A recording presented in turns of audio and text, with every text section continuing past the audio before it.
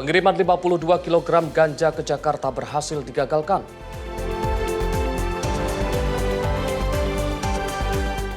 Kodim 0213 Nias bangun jembatan untuk warga Sanawuyo. Bukan motor atau mobil, pria ini pilih goes 510 km untuk pulang kampung ke Jawa Tengah. Presiden Prabowo perintahkan Kapolri usut penyerangan aktivis. Serangan Iran Hezbollah picu warga Tel Aviv berlindung.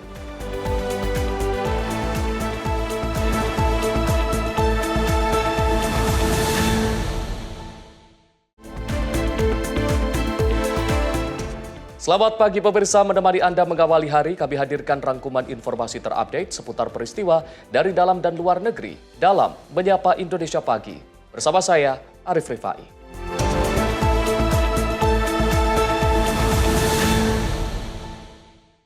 Pemirsa, Subdit Resmob Polda Metro Jaya menangkap pelaku pembunuhan wanita yang tak lain adalah suami siri korban di Depok, Jawa Barat.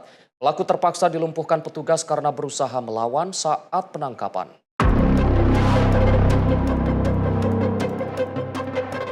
Petugas Subdit Resmob Polda Metro Jaya meringkus ARH, terduga pelaku pembunuhan sadis terhadap istri sirinya di wilayah Tambun Selatan, Bekasi. Pelaku diberikan tindakan tegas terukur pada bagian kaki karena mencoba melawan demi bisa melarikan diri saat disergap. Pengungkapan ini bermula dari temuan jasad korban berinisial DH di sebuah rumah di Kelurahan Meruyung, Kota Depok. Saat ditemukan pihak keluarga, kondisi jenazah sudah mengering hingga tersisa tulang belulang dalam posisi terbungkus karpet dan kain. Dari hasil pemeriksaan, pelaku mengaku tega menghabisi nyawa istri sirinya karena emosi usai terlibat pertengkaran hebat. Pelaku yang merasa sakit hati atas hinaan korban kemudian mencekiknya hingga tewas, lalu mengikat jasad korban sebelum akhirnya melarikan diri. Awal dari adanya laporan penemuan mayat dari warga sekitar yang berada di wilayah Depok, kami dari Subdit Resmob Polda Metro Jaya langsung bergegas ke TKP untuk melakukan serangkaian tindakan olah TKP dan berhasil mengantongi identitas korban, yaitu wanita berusia 56 tahun berinisial DH.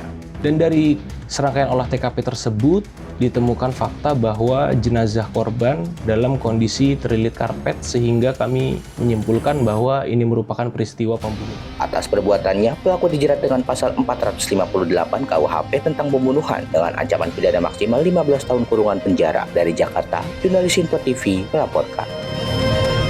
Aksi pencurian sepeda motor terjadi di SD IT Al-Istiqomah, Kota Tangerang pada Rabu 12 Maret 2026 siang. Dua pelaku menodongkan senjata api ke seorang guru usai menggasak satu unit sepeda motor.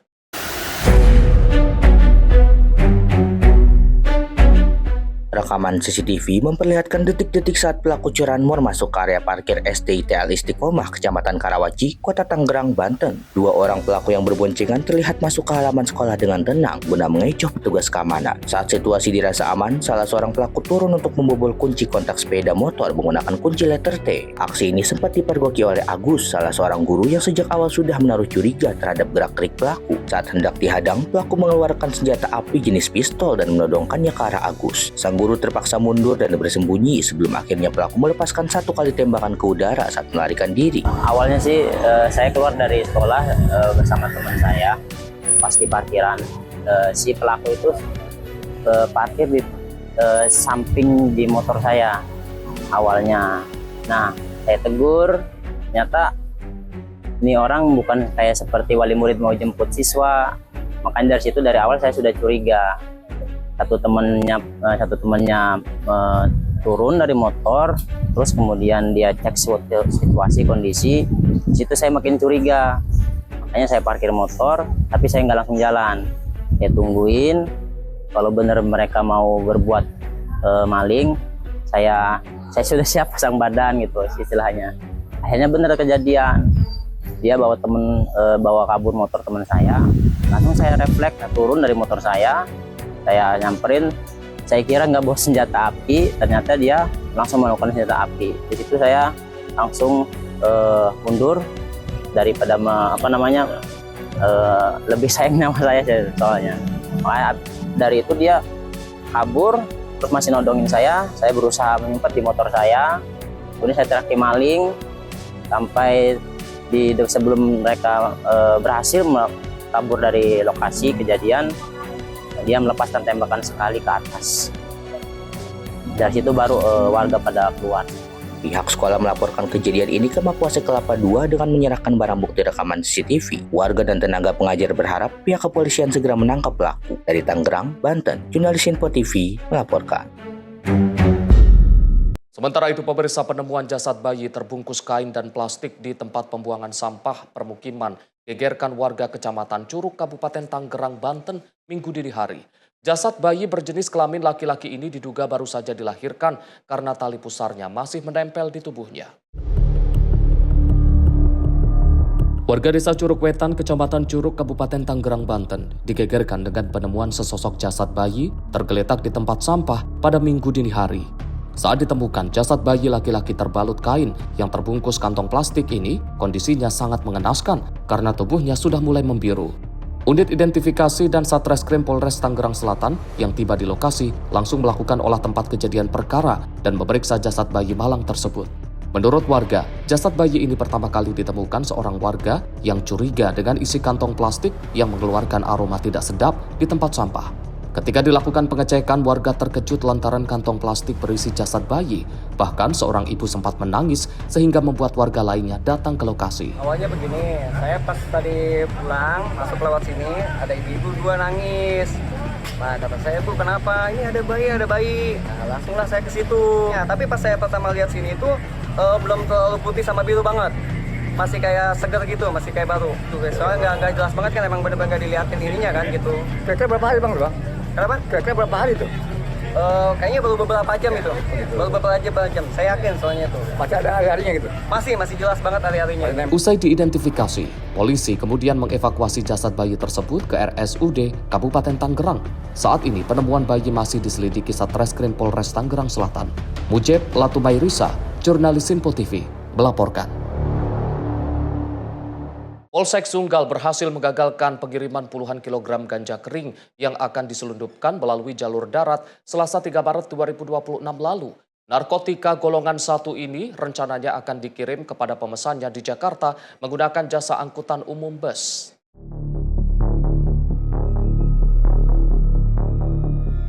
Digagalkannya pengiriman ganja seberat 52 kg tersebut berawal dari kecurigaan petugas dari pihak jasa angkutan umum.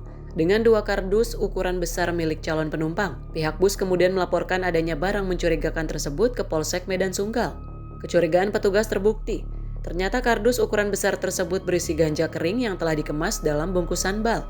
Kapolsek Sunggal, Kompol Yunus Tarigan, Sabtu sore mengatakan, ganja kering tersebut diamankan dari pool bus Pelangi yang akan berangkat ke Jakarta. Penumpang bus yang diduga sebagai pemilik 52 kg ganja, inisial MP berhasil diamankan petugas.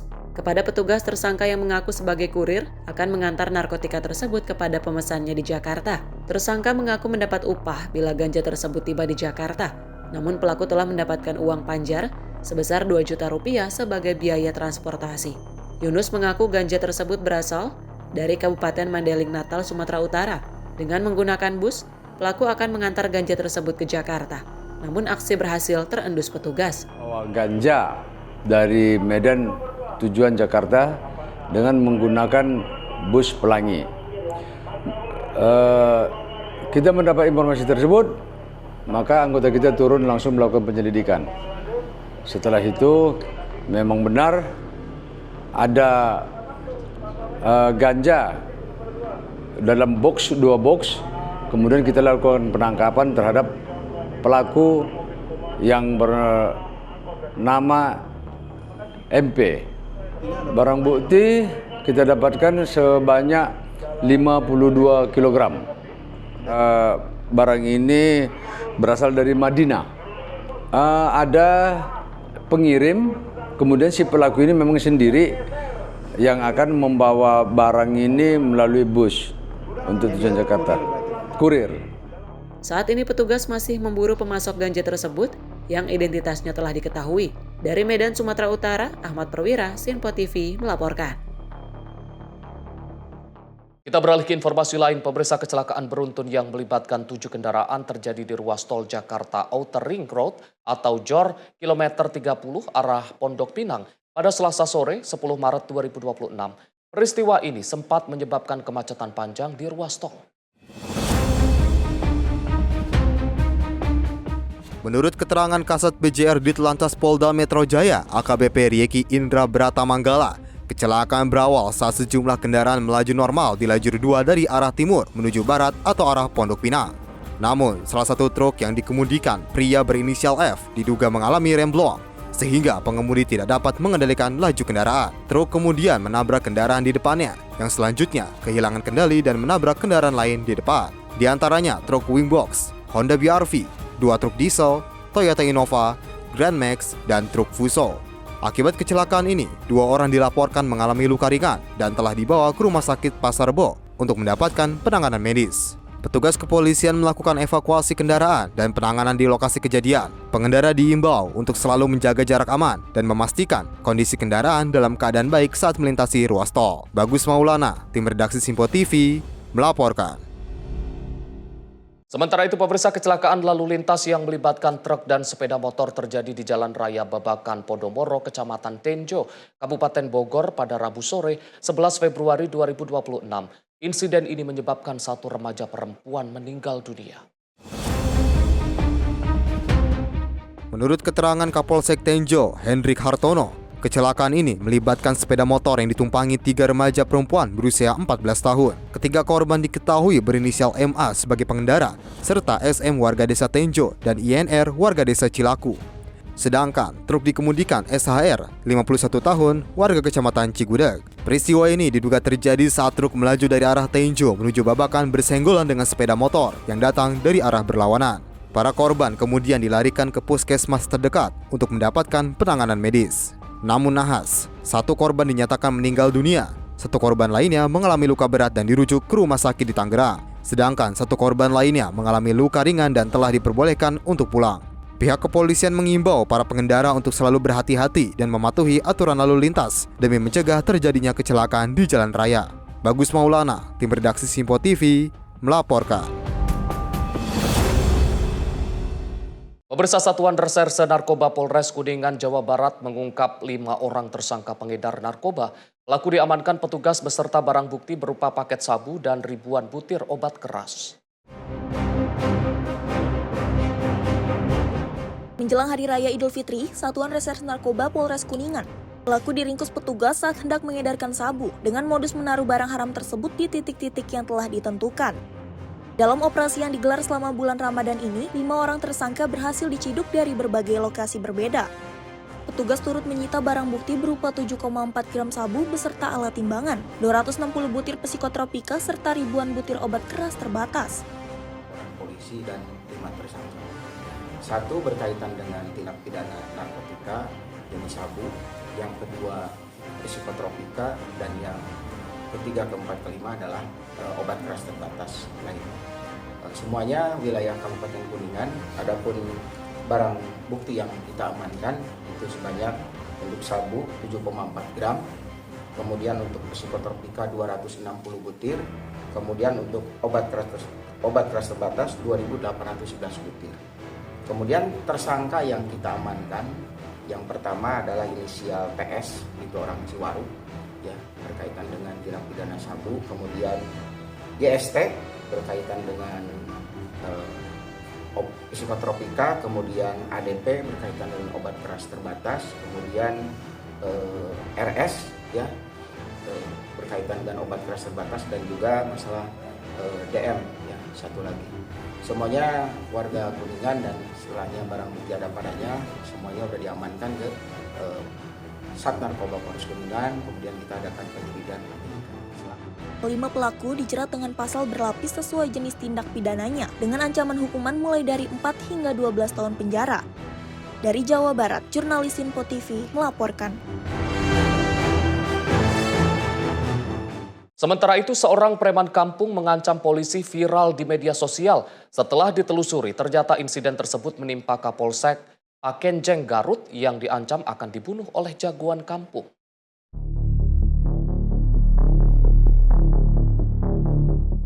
Preman kampung asal Garut, Jawa Barat ini tak berkutik setelah diseret polisi menuju kendaraannya. Pria yang diketahui bernama Tion sebelumnya melontarkan kalimat akan menghabisi nyawa camat dan kapolsek Pakenjeng Garut. Saat dihubungi kepada polsek bersangkutan, peristiwa keributan terjadi di Jalan Raya Pakenjeng pada Jumat 13 Maret 2026.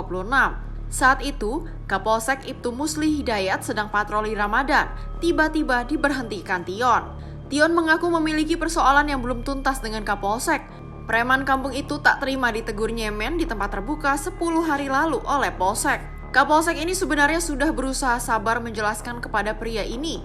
Polisi hanya menjalankan perintah maklumat bupati, ada teguran atau himbauan kepada warga yang nyemen agar menghormati yang puasa. Tak puas dengan penjelasan Kapolsek, pria yang berprofesi sebagai ketua RT tersebut malah mengancam akan menghabisi nyawa camat dan Kapolsek. Sontak, Kapolsek pun naik pitam dan niat mengamankan pria ini, namun malah melawan. Bukan hanya jadi tontonan warga, polisi juga menemukan sebilah golok di tas milik Tion, sehingga harus diamankan petugas. Awalnya itu preman yang beri ke Kapolsek. Jadi 10 hari yang lalu ketika kita pulang dari Sapali Ramadan bersama Pak Camat, itu sekitar jam 4:30 sore di PLTM kami melihat ada beberapa motor yang terparkir tapi orangnya tidak ada. Kemudian setelah kita cek, ternyata di bawah mereka itu lagi pada merokok, lagi pada minum, bukan minuman keras, minuman oplosan seperti itu. Dan ada Tion juga di situ, ada 8 orang. Kemudian dari orang-orang itu saya naikin atas, kemudian saya data. Setelah didata, kemudian Tion bilang, Pak, saya lagi puasa, yang tidak puasa ini anak-anak. Kemudian anak-anak itu saya tindak dengan di push up. Nah, Tion nggak saya push up. Intinya mereka itu belain anak-anak bahwa dia itu nggak terima kalau anak buahnya itu di push up-an sama Kapolsek. Sedangkan Pak Kapolsek dengan Pak Camat waktu itu kita hanya menjalankan maklumat yang dikeluarkan oleh Forkopimda di bulan suci Ramadan.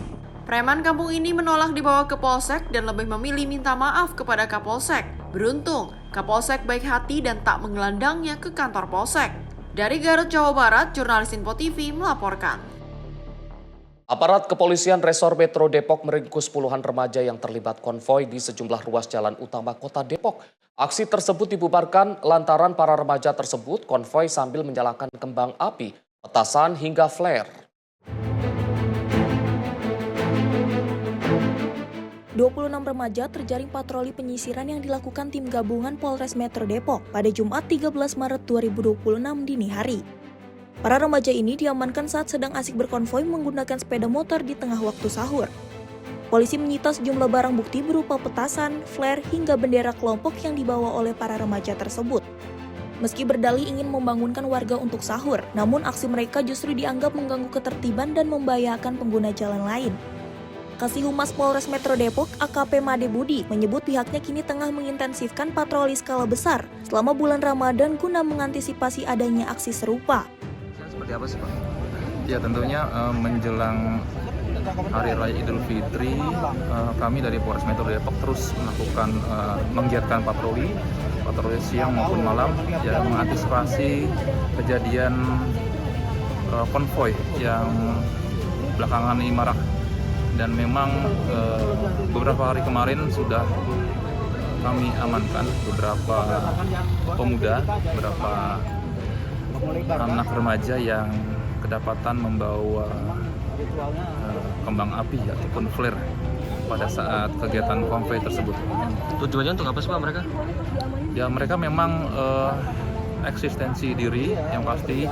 Beberapa remaja tersebut dengan alasan untuk berbuka sahur, melaksanakan sahur pada pagi hari. Mereka melakukan konvoi di sekitaran di daerah kota Depok. Ya ada sebanyak 26 remaja yang telah kami amankan, dan tentunya apabila memang kedapatan melakukan tindak pidana tentu akan diproses lebih lanjut. Titik-titik yang menjadi titik patroli yang menjadi prioritas di mana aja Pak? Ya tentunya jalan-jalan besar mereka melakukan konvoy, tentu di Jalan Margonda, di Jalan Juanda, dan kemudian di GDC, dan yang terakhir ada kejadian juga di jalan di daerah Cibubur, di daerah Taman Wiladapika. Saat ini puluhan remaja tersebut tengah menjalani pendataan dan pembinaan di Mapolres Metro Depok dengan memanggil pihak orang tua serta guru sekolah mereka. Dari Depok, Jawa Barat, jurnalis Sinpo TV melaporkan. Pemirsa, tabungan seorang penghuni kos di kawasan Petamburan, Jakarta Pusat raib digasak pencuri saat sedang bekerja. Aksi pelaku terekam kamera CCTV saat menggasak uang tunai jutaan rupiah yang disimpan di dalam celengan. Dalam rekaman CCTV, terlihat seorang pemuda dengan gerak-gerik mencurigakan memasuki area indikos di Jalan Jati Petamburan, Tanah Abang, Jakarta Pusat. Pelaku yang memanfaatkan kondisi sepi saat siang hari langsung membobol salah satu kamar dan menemukan celengan milik korban. Korban baru menyadari saat pulang ke rumah pada malam harinya dan melihat pintu kamarnya sudah dalam kondisi rusak. Pelaku berhasil membawa kabur uang tunai sebesar 3,7 juta rupiah. Uang ini telah dikumpulkan korban untuk biaya mudik dan keperluan Hari Raya Idul Fitri di kampung halamannya. Apa aja sih Mbak tadi Mbak? Cuma uang tunai sih. Uang buat lebaran apa gimana? Iya, uang lebaran. Itu pelaku berapa orang yang masuk? Ya, masuknya yang kelihatan di CCTV itu satu. Caranya bobol apa gimana? Dibobol. Ada apa? Kelihatan yang di dekat pintu kunci pintu itu ada bekas bobolannya. Uang yang diambil? Ya, uang diambil uang kertas senilai 3.700.000. Itu diambil dari mana? Diambil di lemari. Di tempat kosan Mbaknya? Iya. Pada saat kejadian berarti lagi Kerja, nggak ada lagi yang kos. Korban telah menyerahkan barang bukti berupa rekaman CCTV ke Mapolsek Metro Tanah Abang untuk membuat laporan resmi. Dari Jakarta, jurnalis Sinpo TV melaporkan. Pemirsa, alami luka bakar serius hingga 24%, Andri Yunus, aktivis kontras yang menjadi korban penyiraman air keras, harus menjalani operasi implan kornea di Rumah Sakit Cipto Mangunkusumo, Jakarta Pusat. Pasca operasi yang berjalan lancar, korban masih harus menjalani perawatan intensif di rumah sakit. Hingga Sabtu malam, Andri Yunus, aktivis Komisi untuk Orang Hilang dan Korban Tindak Kekerasan atau Kontras yang menjadi korban penyiraman air keras oleh orang tak dikenal, masih menjalani perawatan intensif di Rumah Sakit Cipto Mangunkusumo, Jakarta Pusat. Penyiraman secara brutal oleh kedua pelaku membuat korban mengalami luka bakar serius hingga 24%. Selain bagian wajah, korban juga mengalami luka bakar di bagian dada dan kedua pergelangan tangan. Sementara luka paling parah di bagian mata sehingga membuat korban harus menjalani operasi implan kornea. Meski proses operasi implan kornea mata korban berjalan lancar, namun Koalisi Masyarakat Sipil berharap agar korban bisa segera pulih. Ada titipan informasi dari Dimas bahwa operasi Andri sudah selesai dan berjalan lancar. Kita doakan semoga Andri lekas pulih. Meski kita tahu juga dampak dari serangan itu sangat fatal, 24% tubuhnya terluka parah, tapi semoga harapan terus harus kita nyalakan, semoga Andri terus pulih dan doa kita semua untuk Andri. Koalisi Masyarakat Sipil berharap kepolisian segera menangkap kedua pelaku, mengungkap motif serta menangkap dalang di balik aksi penyerangan yang dinilai merupakan kejahatan sistematis tersebut. Dari Jakarta Pusat, Riswanto Ahmad melaporkan.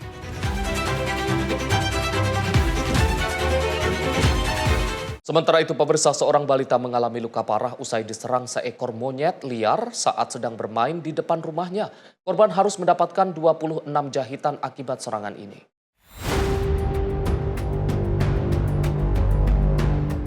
Nasib naas menimpa seorang balita di perumahan Bali Indah, Desa Pantai Makmur, Kecamatan Tarumajaya, Kabupaten Bekasi. Korban menjadi sasaran seekor monyet liar yang tiba-tiba muncul di pemukiman warga pada Kamis 12 Maret 2026 siang. Peristiwa bermula saat korban sedang bermain di halaman rumah. Tanpa diduga, seekor monyet datang dan langsung menerkam serta menggigit punggung korban dengan sangat keras. Korban mengalami luka robek yang cukup dalam dan mendapat 26 jahitan di rumah sakit. Berdasarkan keterangan warga, teror monyet liar ini bukan pertama kalinya terjadi. Sebelumnya, 2 orang anak di lokasi yang sama juga dilaporkan menjadi korban cakaran dan gigitan primata tersebut. Cuman awal mulanya kan saya mandiin dia dulu nih, mandiin dia, ganti baju, terus saya tutup pintu, kata saya jangan keluar. Dia karena mobil-mobilannya ada di luar, Pak. Makanya di pintu dibuka sama dia. Lah dia anon aja duduk biasa aja duduk, main mobil-mobilan, kata posisi kata dia.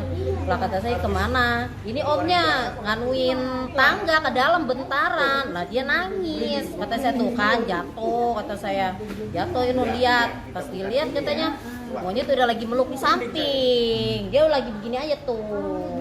Lagi nyakar mungkin. Dia lagi begini aja udah tuh begini. Lagi posisi dia miring gitu. Posisi miring dia mau godik saya pegang. Kok ada ocor-ocoran darah di keramik. Pas dilihat loak dua belakang dia.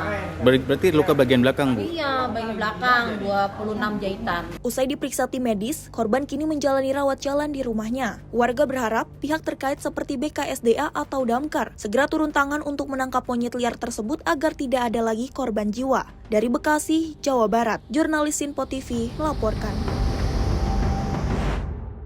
Gus Yakut resmi ditahan KPK. Informasi selengkapnya usai jeda. Tetaplah bersama kami di Menyapa Indonesia Pagi.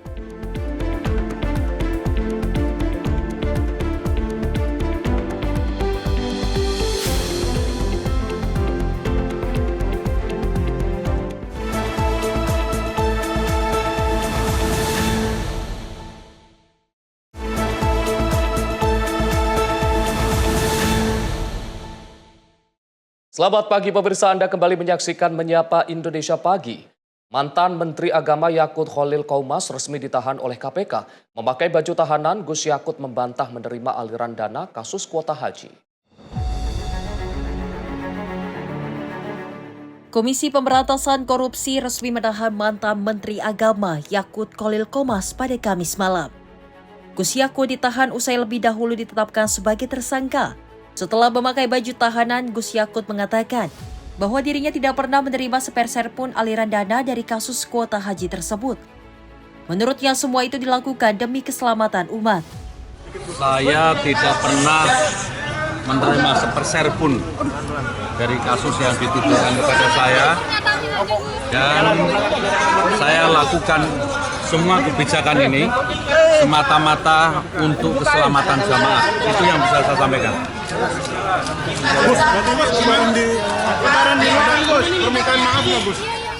Sebelumnya KPK telah menetapkan 2 orang tersangka dalam kasus kuota haji bersama staf khusus Menteri Agama Isaf Abidal Aziz atau Gus Alex. Namun KPK baru menahan mantan Menteri Agama Yakut Khalil Qaumas saja. Dari Jakarta, jurnalis Sinpo TV melaporkan. BPI dan Antara mencatat prestasi gemilang di tahun pertamanya. Return on asset meningkat 300%, membuat Presiden Prabowo Subianto menyatakan kebanggaannya.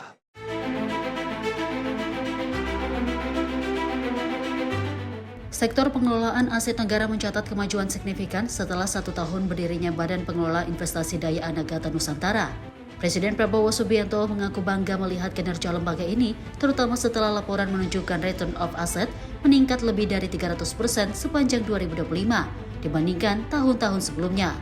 Hal ini disampaikan dalam acara syukuran ulang tahun Danantara yang digelar di Wisma Danantara Indonesia, Rabu 11 Maret 2026.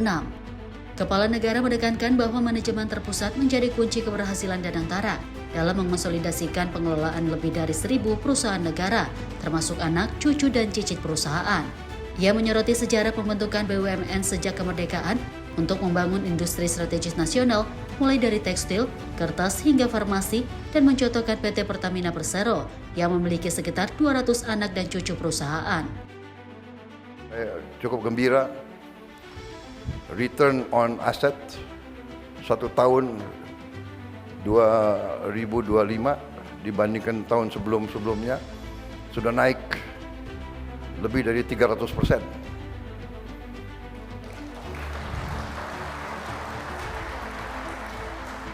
Ini cukup baik dan ini membuktikan premis kita mendirikan dan antara ini.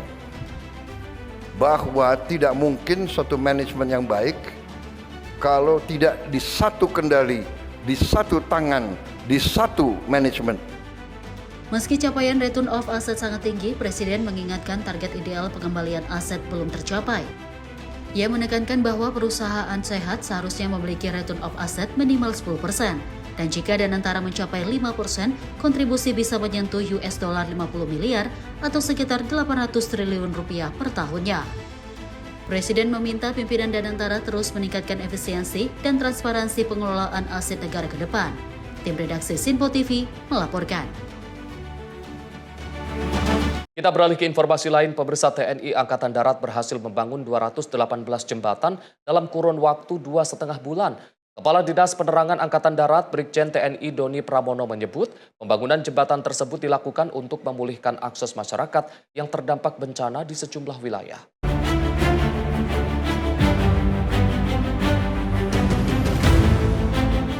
Kepala Dinas Penerangan Angkatan Darat Brigjen TNI Doni Pramono menyampaikan TNI Angkatan Darat telah membangun sebanyak 218 jembatan dalam kurun waktu sekitar 2,5 bulan.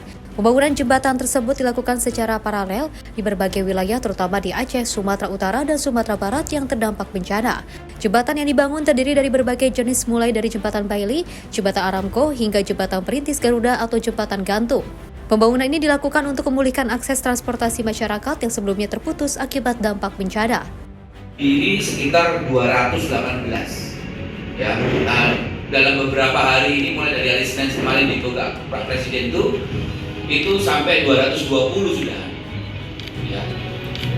Kadang-kadang ada yang bertanya kok kenapa begitu cepat dalam waktu 2,5 bulan, karena kita kerjanya paralel, Mas. Jadi bukan ke sini geser lagi, tidak. Makanya seperti tidak mungkin, tapi nyatanya mungkin. Ya, kalau rekan-rekan semuanya bisa menyampaikan jembatan ini terbangun semuanya, secara fisiknya ada, ya. Jadi jembatan ini sebenarnya kemarin itu diprakarsai pada saat bencana, mulai dari bencana Aceh, Sumatera Utara, dan Sumatera Barat yang begitu masif dalam artian hanya dalam beberapa hari bencana bersama-sama, betul ya? Di akhir tahun 2025.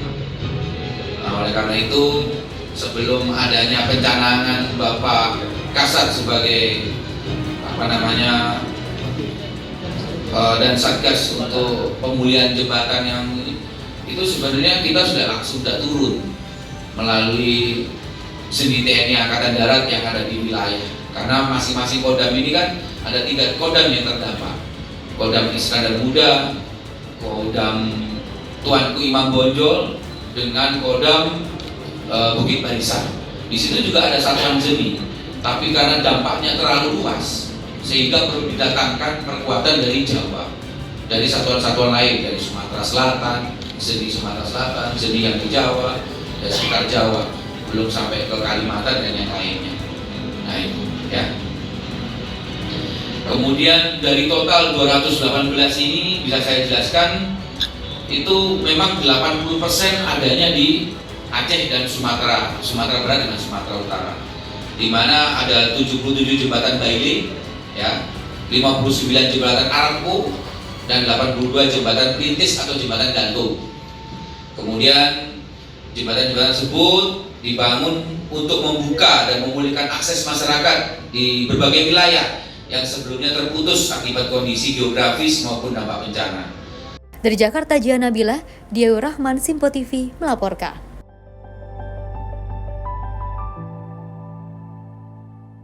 Sementara itu, pembangunan jembatan gantung di Desa Sanawuyo, Kecamatan Sawo, Kabupaten Nias Utara, Sumatera Utara yang dilaksanakan oleh Kodim 0213 Nias telah rampung. Kehadiran jembatan ini membuat warga tak perlu lagi menyeberangi sungai saat menjalankan aktivitas sehari-hari. Jembatan gantung di Desa Sanawuyo, Kecamatan Sawo, Kabupaten Nias Utara, kini telah selesai dibangun dan dapat dimanfaatkan oleh masyarakat. Jembatan sepanjang 60 meter dengan lebar 1,5 meter ini dibangun oleh personel Kodim 0213 Nias bersama prajurit Yonif TP 903, Baluseda, Satuan Puziat, serta masyarakat setempat. Sebelum jembatan ini dibangun, warga harus menyeberangi sungai untuk menjalankan berbagai aktivitas, seperti bekerja, bersekolah, dan menuju ke pusat desa. Kondisi tersebut cukup beresiko, terutama saat debit air sungai meningkat. Bahkan saat banjir terjadi, akses keluar masuk kampung kerap terputus. Pembangunan jembatan dilaksanakan melalui berbagai tahapan, mulai dari survei lokasi, pembuatan pondasi, pemasangan struktur menara, hingga pemasangan kabel utama dan lantai jembatan. Melalui semangat gotong royong, seluruh pekerjaan akhirnya dapat diselesaikan dan jembatan kini sudah dapat digunakan masyarakat. Kehadiran jembatan gantung ini turut disambut antusias oleh warga. Masyarakat mengaku bersyukur dan menyampaikan terima kasih atas kepedulian prajurit TNI yang telah membangun jembatan tersebut. Jihan Nabila, Simpo TV, melaporkan.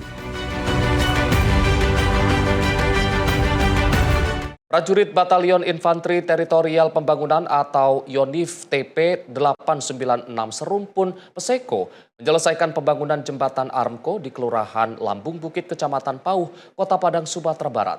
Kehadiran jembatan tersebut diharapkan dapat memperlancar akses dan mobilitas masyarakat di wilayah tersebut. Prajurit YONIF TP 896 Serumpun Peseko berhasil menyelesaikan pembangunan jembatan Armco di Kelurahan Lambung Bukit, Kecamatan Pauh, Kota Padang. Pembangunan jembatan tersebut dilaksanakan untuk membantu memperbaiki dan memperlancar akses transportasi masyarakat. Sejak awal pengerjaan, prajurit TNI terlibat langsung dalam berbagai tahapan pembangunan, mulai dari persiapan material, pembuatan pondasi, hingga perakitan struktur jembatan. Seluruh proses dilaksanakan dengan semangat gotong royong bersama masyarakat setempat. Kehadiran jembatan Armco ini diharapkan dapat mempermudah akses warga serta mendukung berbagai aktivitas masyarakat di wilayah dan sekitarnya. Jihan Nabila, Simpo TV, melaporkan.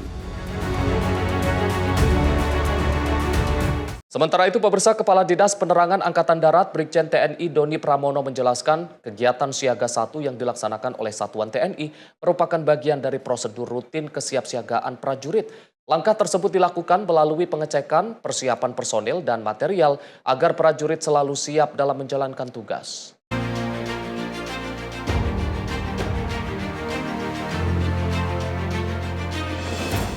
Kepala Dinas Penerangan Angkatan Darat Brigjen TNI Doni Pramono menjelaskan kegiatan Siaga 1 yang dilaksanakan oleh Satuan TNI merupakan bagian dari mekanisme pembinaan kesiapsiagaan internal prajurit.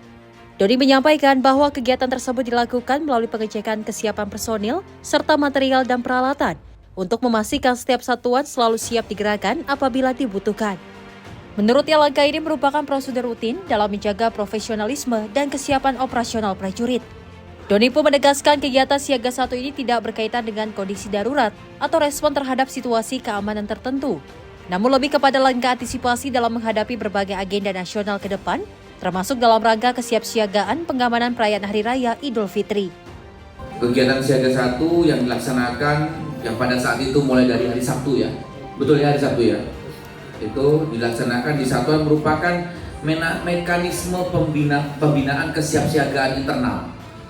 Ya, sebenarnya kita ke depan ini banyak menghadapi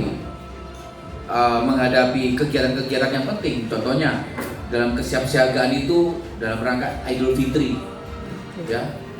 Pasti nanti ada yang menanyakan nanti dalam rangka pengamanan Idul Fitri ini seperti apa? Ya, pasti kita akan melaksanakan kegiatan pengamanan karena itu tugas kita. Ya, tentunya kita membackup polisi dalam kegiatan itu.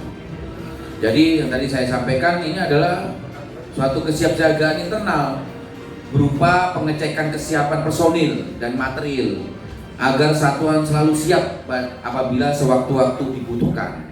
Kegiatan ini bukan terkait situasi darurat atau respon terhadap kondisi keamanan tertentu, melainkan bagian dari prosedur rutin dalam menjaga profesionalisme dan kesiapan prajurit. Dari Jakarta, Jihan Nabila, Diau Rohman, Simpo TV melaporkan.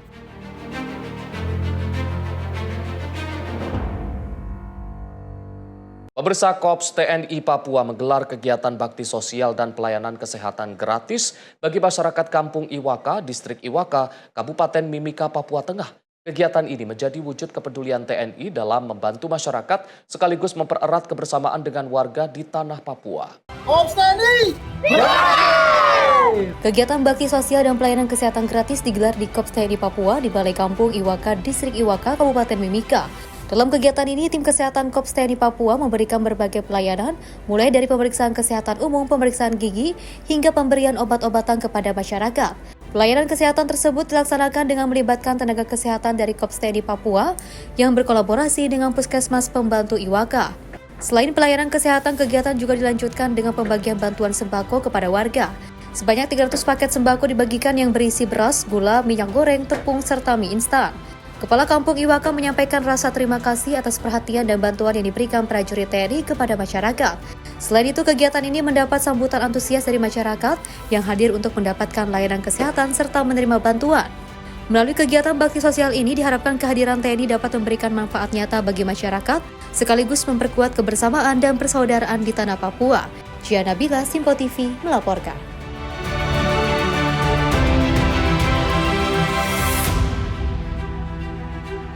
Kapolri tinjau Stasiun Gubeng, Surabaya. Informasi selengkapnya usai jeda. Tetaplah bersama kami di Menyapa Indonesia Pagi.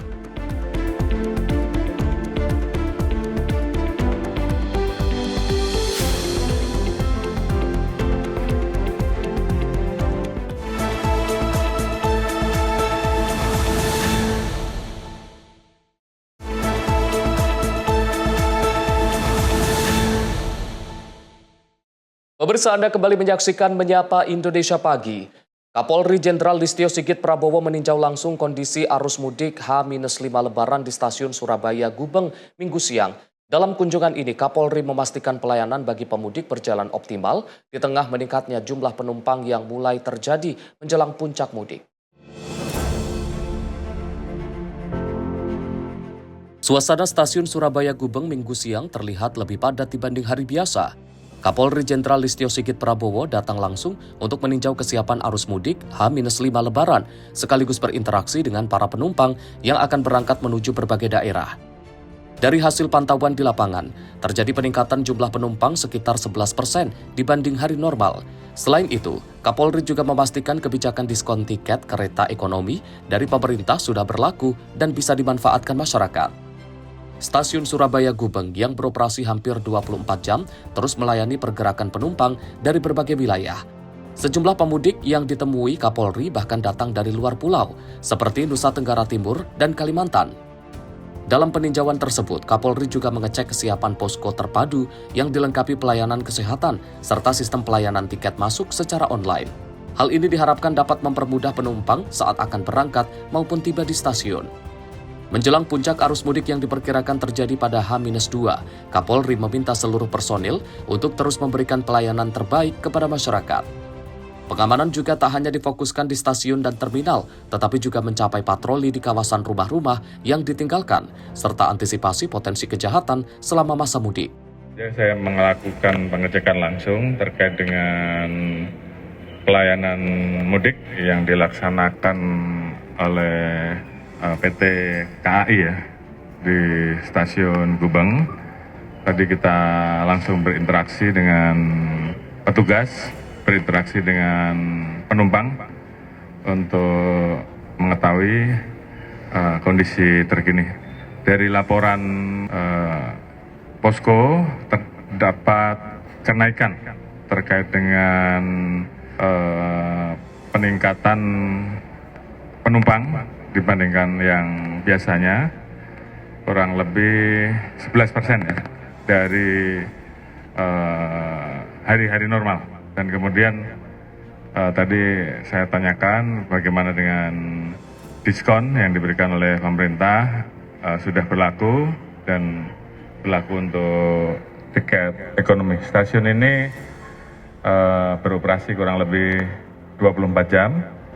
Dan beberapa penumpang tadi kita lihat, ada yang juga datang dari luar kota, ada yang dari NTT, Kalimantan, kemudian memanfaatkan Stasiun Gubeng sampai di wilayah-wilayah lokal, dan juga melayani perjalanan jauh. Secara umum tadi saya cek kesiapan dari pos terpadu, dilengkapi dengan pelayanan untuk kesehatan, dan tentunya kita lihat tadi pelayanan terkait dengan yang akan melaksanakan tiket masuk itu juga diberikan sistem pelayanan secara online ya.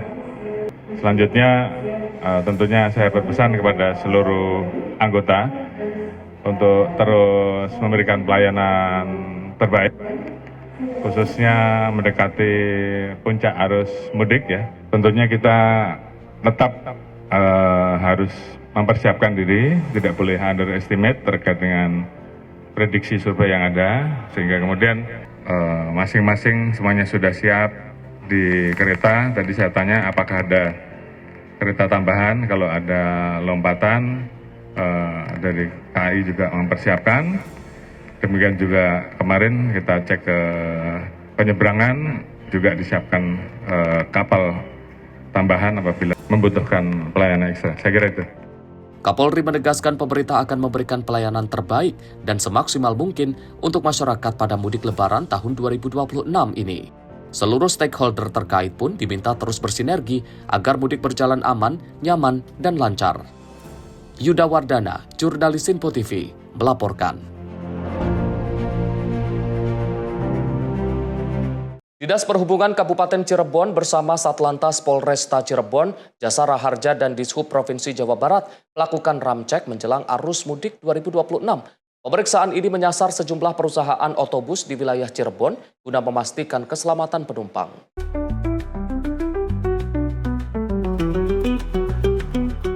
Dishub Kabupaten Cirebon memeriksa kelayakan sejumlah armada bus menjelang arus mudik dan arus balik lebaran tahun 2026. Dalam giat tersebut, petugas memeriksa kelengkapan administrasi, kondisi fisik kendaraan, hingga kesiapan pengemudi. Pemeriksaan dilakukan secara maraton di Terminal Sumber, serta garasi PO Bineka dan PO Sahabat. Pengecekan komponen meliputi fungsi lampu, rem, pintu darurat, hingga ketersediaan alat pemecah kaca. Kabid Pengembangan dan Keselamatan Lalu Lintas Dishub Cirebon, Dani Irwandi, menghimbau pihak PO untuk segera melengkapi kekurangan yang ditemukan, baik dari sisi fasilitas darurat maupun administrasi seperti surat KIR dan STNK. Kami dari Dinas Perhubungan Kabupaten Cirebon bekerja sama juga dengan pihak kepolisian ya Polresta. Dalam hal ini tadi ada Kasat Lantas beserta jajarannya, alhamdulillah.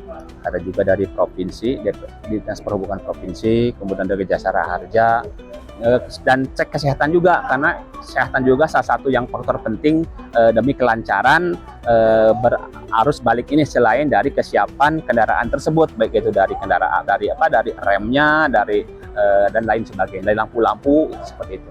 Selain kondisi kendaraan, para pengemudi juga diingatkan untuk selalu menjaga kesehatan dan kondisi fisik agar tetap prima saat membawa penumpang menuju kampung halaman. Dari Cirebon, Jawa Barat, jurnalis Info TV melaporkan. Pemirsa, ruas tol Palembang Betung di Sumatera Selatan mulai dibuka secara fungsional guna mendukung kelancaran arus mudik dan arus balik Lebaran 2026. Kehadiran jalan tol ini menjadi alternatif baru bagi pemudik yang menuju Jambi, sekaligus efektif mengurai kepadatan di jalur lintas timur Sumatera yang menjadi rute utama. Tol Palembang Betung kini resmi dioperasikan secara fungsional guna mengantisipasi kepadatan lalu lintas pada jalan lintas Sumatera rute Palembang Jambi. Para pemudik dapat melintasi ruas tol sesuai jam operasional, yakni mulai pukul 7 pagi hingga pukul 5 sore waktu Indonesia Barat. Ruas tol fungsional ini memiliki 3 akses pintu tol yang dapat dilalui pemudik, yaitu pintu tol Keramasan, pintu tol Musilandas, serta pintu tol Sewak Tapeh di Pangkalan Balai. Selama masa operasional sementara, kendaraan yang melintas tidak dikenakan tarif tol atau gratis. Selain membantu mobilitas, langkah ini sekaligus menjadi sosialisasi bagi pengguna jalan terkait infrastruktur baru di Sumatera Selatan. Di setiap pintu tol, petugas telah menyiagakan posko pengamanan lebaran oleh personel kepolisian, TNI, serta petugas jalan tol guna membantu kelancaran dan keamanan pemudik. Untuk dilakukan secara fungsional, dimulai dari tanggal 13 sampai tanggal 25 Maret 2026. Dibuka pukul berapa ke pukul berapa? Untuk jam operasional dari mulai pukul 07.00 sampai dengan pukul 17.00 waktu Indonesia Barat. Di sini petugas kita udah disiagakan Pak, berapa posko? Kalau untuk fungsional sendiri Pak? Kalau untuk fungsional itu disiagakan 1 posko di tol, namun untuk di jalur tol sepanjang tol yang dioperasionalkan banyak dari yang dibawa dari Polres ataupun dari Polda. Himbauan Pak kepada pengguna jalan, pemudik ini, himbauannya untuk menjaga keselamatan Pak gimana Pak? Kami di sini setiap pemudik yang melintasi melalui jalur tol selalu memberi himbauan kepada para pemudik untuk selalu berhati-hati dan waspada, kurangi kecepatan dan melihat situasi dan kondisi, terutama utamakan keselamatan. Pak, ini gimana Pak sejak dibukanya tung fungsional di Musiranda sini Pak? Senang, sampai jalan lancar, macet tidak. Oh kayak itu. Bapak dari mana Pak? Dari Jambi, nak ke Palembang. Ke Palembang. Jadi para pemudik diimbau untuk tetap menjaga kondisi fisik dan mematuhi rambu lalu lintas, terutama saat melintasi ruas jalan tol yang masih dalam tahap fungsional. Dari Palembang, Sumatera Selatan, jurnalis Info TV melaporkan.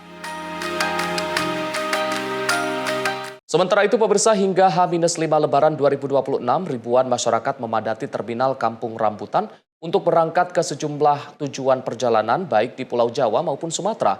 Adapun puncak arus mudik di terminal ini diproyeksikan terjadi pada tanggal 17 hingga 18 Maret 2026.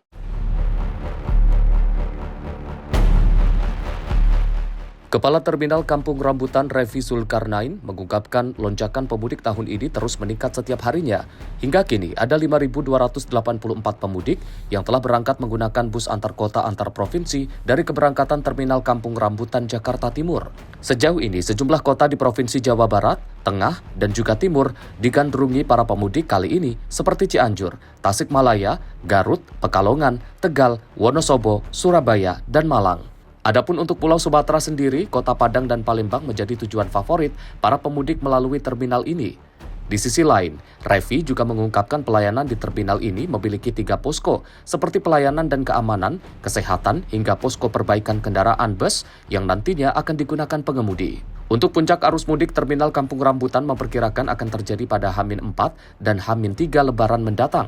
Ya, kalau dilihat dari data pemesanan tiket pada loket penjualan tiket, memang tiket paling banyak dipesan itu di tanggal 17 dan 18 Maret. Namun bagi masyarakat yang tidak kedapatan tiket online di tanggal 17 dan 18, dia akan memajukan keberangkatan menjadi tanggal 16. Jadi memang dipastikan untuk tanggal 16, 17, dan 18 itu jumlah penumpang yang akan melakukan mudik itu cukup tinggi ya.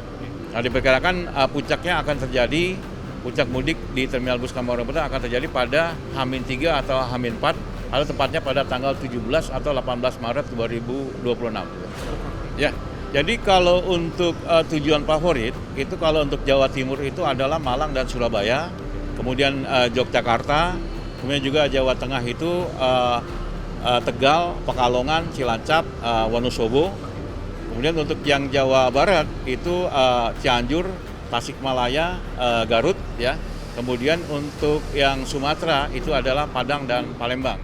Dari Jakarta, Max Munte, Azizul Hakim, Tim Liputan Sinpo TV.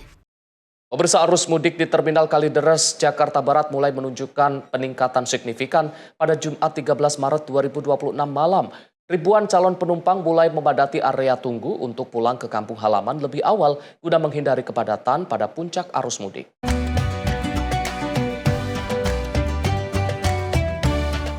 Suasana ramai terlihat di Terminal Bus Kalideres sejak Jumat 13 Maret 2026 malam. Berdasarkan data pihak pengelola terminal, tercatat sekitar 1.000 penumpang telah memadati area keberangkatan.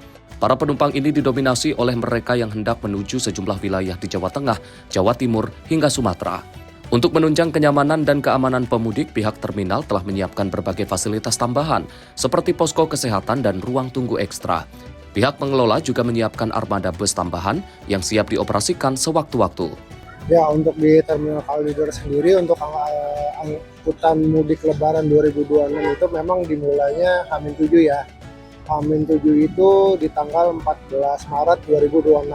Tapi di hari Jumat ini tanggal 13 Maret 2026 sudah terjadi sedikit peningkatan dibanding hari sebelumnya. Ya, peningkatan penumpang di hari ini diperkirakan sekitar 20% ya peningkatannya dibanding hari sebelumnya. Diperkirakan penumpang yang berangkat mulai dari pagi hari sampai dengan malam hari ini sekitar 900 sampai 1.000 orang.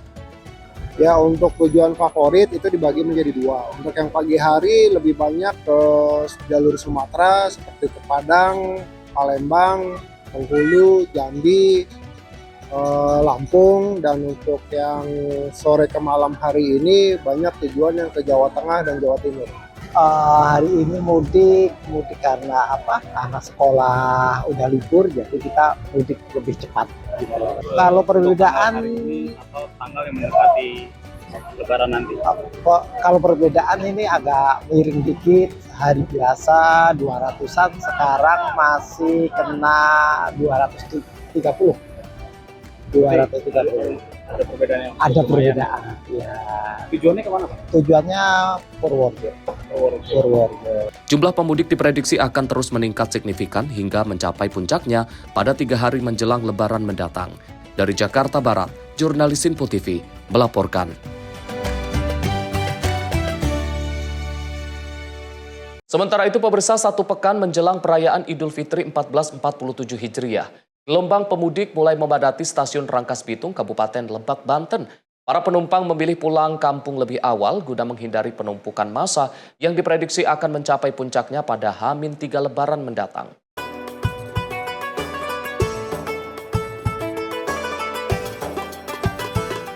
Suasana di stasiun Rangkas Bitung, Kabupaten Lebak, Banten kini mulai diramaikan oleh para pemudik.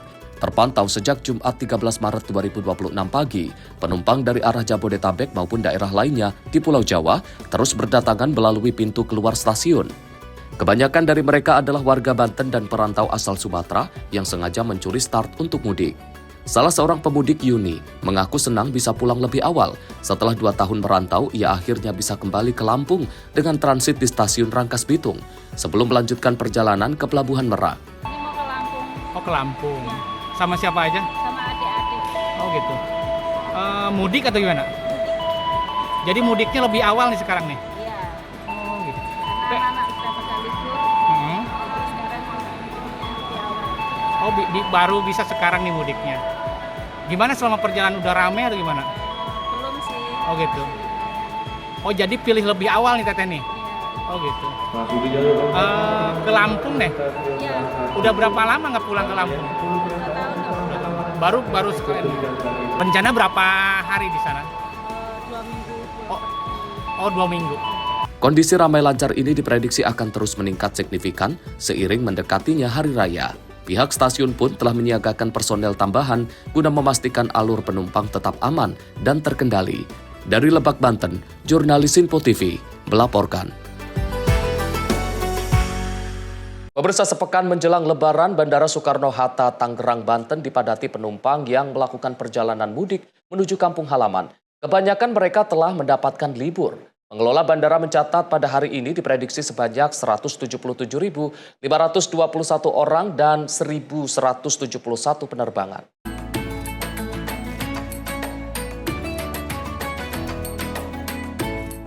Antrian penumpang mengular di konter check-in Terminal 2 penerbangan domestik Bandara Soekarno-Hatta, Tangerang sejak Sabtu pagi.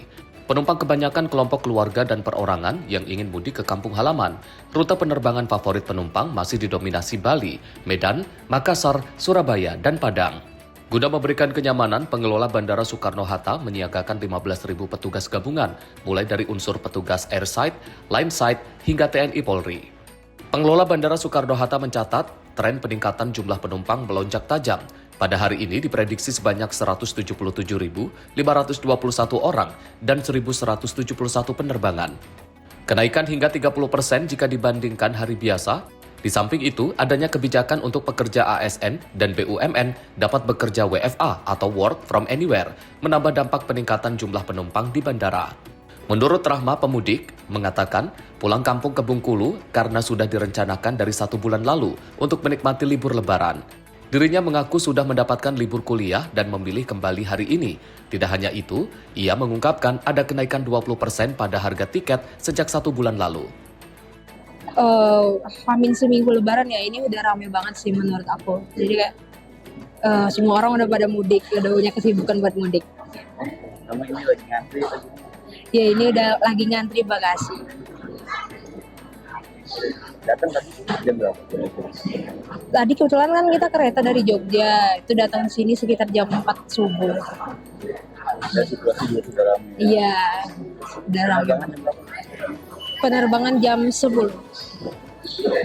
mungkin ada pesan atau himbauan dari Kakak melihat kondisi juga semakin siang semakin ramai, mungkin biar tidak terjadi keterlambatan atau seperti apa? Mungkin kalau dari saya kan ini bandara internasional ya, kan semua orang punya kesibukan dan tujuan masing-masing. Mungkin bisa diantisipasi dengan datang beberapa jam sebelum keberangkatan. Pengelola Bandara Soekarno-Hatta memprediksi puncak arus mudik Lebaran akan terjadi pada 18 Maret. Hal itu karena para pekerja sudah mulai libur mendapatkan cuti bersama Hari Raya. Mujeb Latumairisa melaporkan.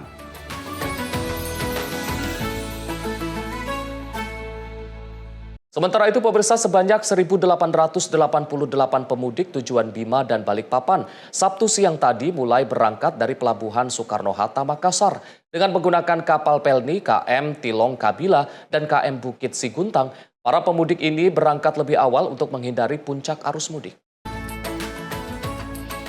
Memasuki H-7 Lebaran, arus mudik di Pelabuhan Soekarno-Hatta, Makassar, Sulawesi Selatan kian meningkat. Sabtu siang tadi, ribuan penumpang mulai diberangkatkan menuju kampung halaman mereka di Kota Bima, Nusa Tenggara Barat, serta beberapa wilayah di Pulau Kalimantan.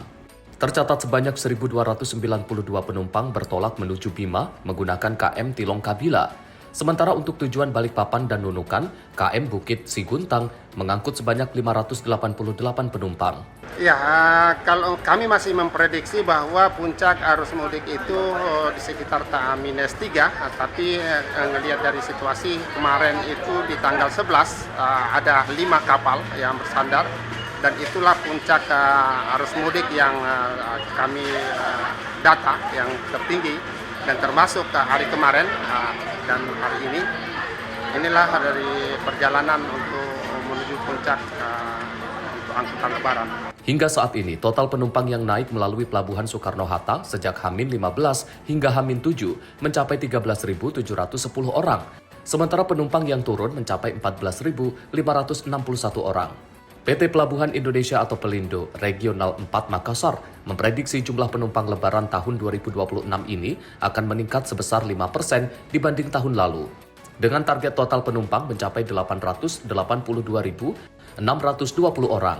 Dari Makassar, Sulawesi Selatan, jurnalis Sinpo TV melaporkan.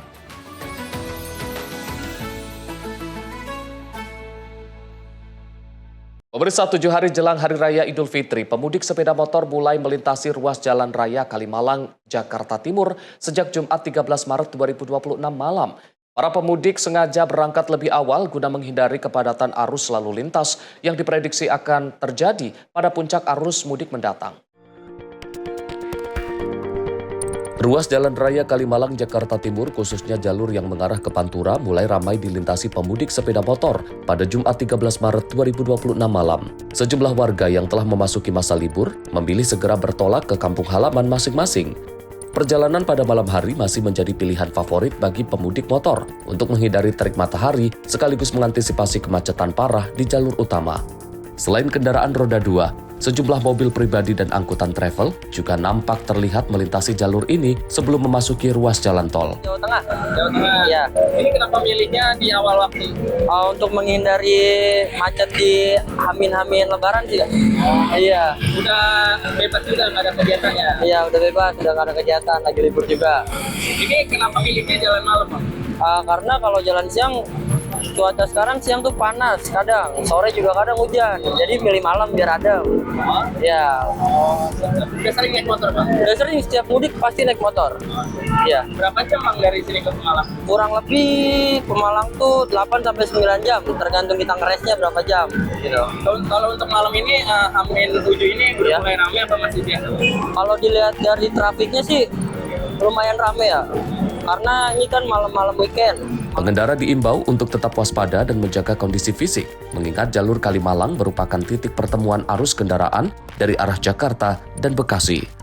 Dari Jakarta, jurnalis Sinpo TV melaporkan. Sementara itu, pemirsa, guna menghindari kepadatan saat puncak arus mudik Lebaran 2026, gelombang pemudik roda 2 mulai membadati Pelabuhan Ciwandan, Kota Cilegon, Banten pada Minggu 15 Maret 2026 dini hari. Data Posko mencatat sebanyak lebih dari 2.528 pemudik telah menyeberang menuju Pulau Sumatera.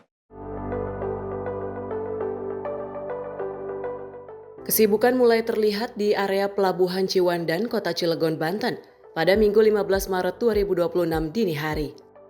Ratusan pengendara motor dari berbagai wilayah di Jabodetabek tampak mulai mengantri di bawah tenda penampungan yang disiapkan petugas. Berdasarkan data posko pada 14 Maret, tercatat sudah ada 5.000 lebih unit kendaraan roda 2 yang menyeberang melalui jalur Merak maupun Ciwandan.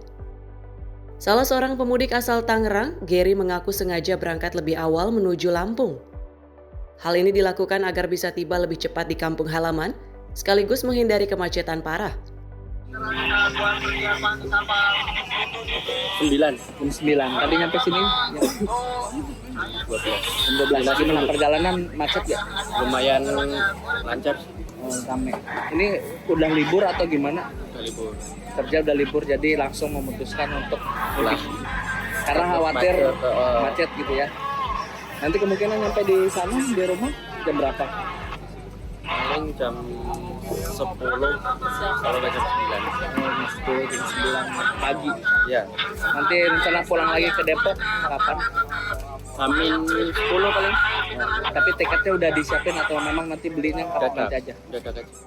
Pengalaman serupa dirasakan Adam, pemudik asal Bogor.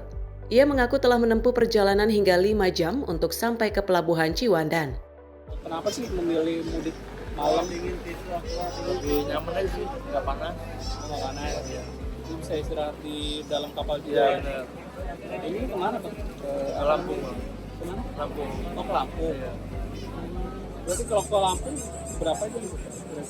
Perjalanan dari mana? Dari Bogor. Sekitar 14 jam. 14 jam.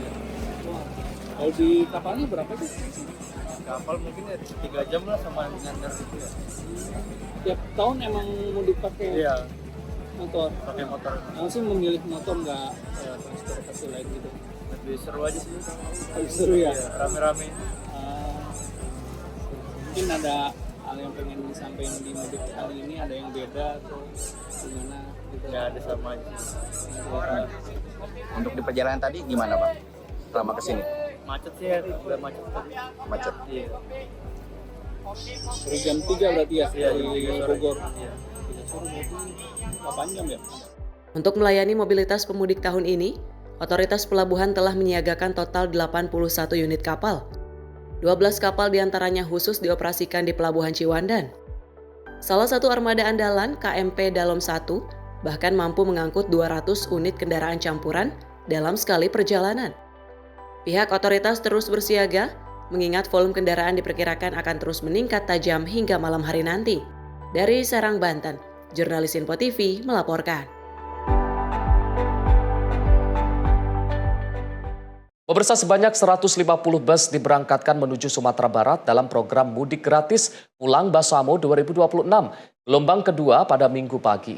Pelepasan tersebut dilakukan oleh Koordinator Pulang Basamo 2026, Muhammad Reza Ikhwan, dan Wakapolda Sumatera Barat, Brigjen Pol Solihin beserta jajaran.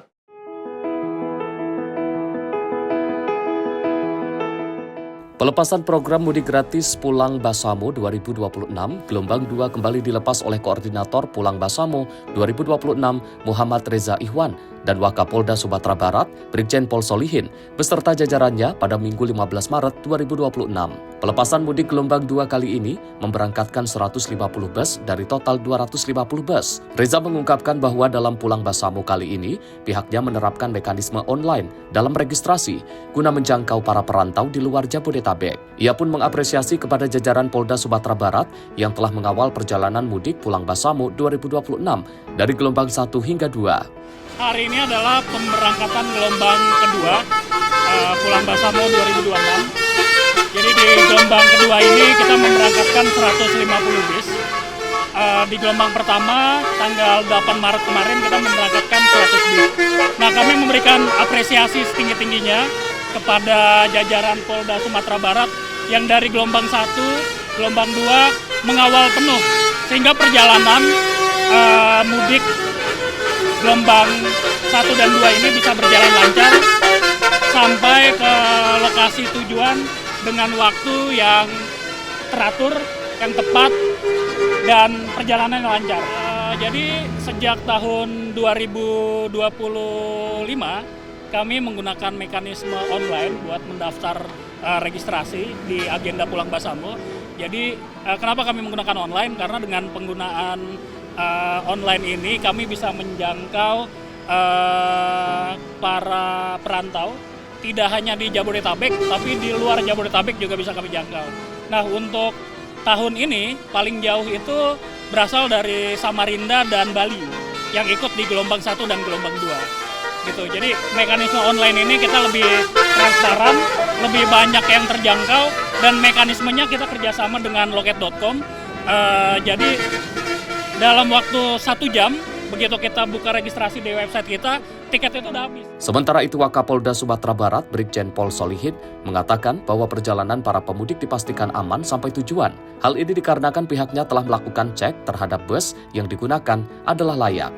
Sesuai dengan instruksi Bapak Kapolri, bahwa Polri harus tengah-tengah dari masyarakat. Dalam hal ini, para pemudik, tentunya masyarakat kita juga, sangat banyak. Kita lihat tadi dari ada 150 bis, lebih kurang 7.000 penumpang, tentunya memerlukan kehadiran polisi. Bapak Kapolda juga menyampaikan juga, kami didampingi oleh Pak Kapolresta Padang, Kapolresta Bukit Tinggi, Wadir Lantas. Nanti di sana akan disambut juga oleh kepolisian. Dan sampai di sini, dari sini sampai perjalanan akan dikawal oleh kepolisian sampai tempat tujuan. Ada 3 checkpoint nanti, yaitu di Lampung, di Palembang, di Rumah Makan Singkara, yang kedua di Rumah Makan Soto Jakarta, yang ketiga di Damas Raya. Nanti mereka akan turun lagi sampai nanti dialihkan, mereka ada yang ke Kota Padang, ada ke Bukit Tinggi. Nanti di sana akan dipecah-pecah lagi sesuai dengan tujuan mereka lebaran. Pengamanan sudah, jadi sudah kami cek semua, baik kendaraan. Jadi dari pihak Pak Andre Rosade, bahwa mereka sebenarnya dicek semua, baik kelengkapan, mesin-mesin semua dicek satu-satu. Jadi mereka udah kendaraan yang udah layak pakai, layak gunakan. Dari Jakarta, Shelly Siregar, Ahmad Amin, Simpo TV, melaporkan.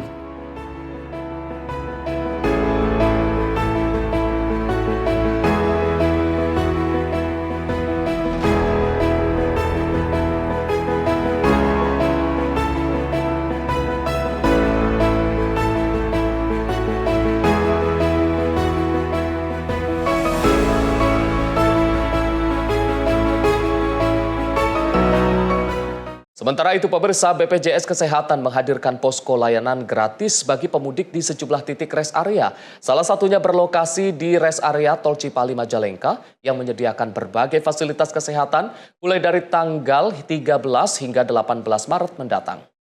3, 2, 1. BPJS Kesehatan menghadirkan posko mudik di sejumlah titik padat pemudik termasuk di rest area Tol Cipali kilometer 166A Majalengka. Para pemudik dapat memanfaatkan berbagai layanan kesehatan maupun informasi terkait program JKN secara gratis. Fasilitas yang tersedia meliputi ruang relaksasi, penyediaan obat-obatan dasar, hingga tindakan medis sederhana yang bersifat darurat. Direktur Keuangan dan Investasi BPJS Kesehatan, Bayu Teja Mulyawan, menyatakan bahwa layanan ini disiapkan khusus untuk membantu masyarakat yang mengalami gangguan kesehatan selama perjalanan. Dalam kondisi gawat darurat, peserta JKN dapat langsung mengunjungi rumah sakit terdekat tanpa perlu membawa surat rujukan terlebih dahulu. Dari Majalengka, Jawa Barat, Nali Simpo TV melaporkan. Pemirsa, ada berbagai cara untuk melepas rindu dengan kampung halaman. Salah satunya seperti yang dilakukan seorang pegawai negeri di Kabupaten Lebak, Banten. Tak menggunakan mobil atau motor, Jenny Abdul Rohim memilih pulang kampung dengan mengayuh sepeda dari Rangkas Bitung menuju Purbalingga, Jawa Tengah.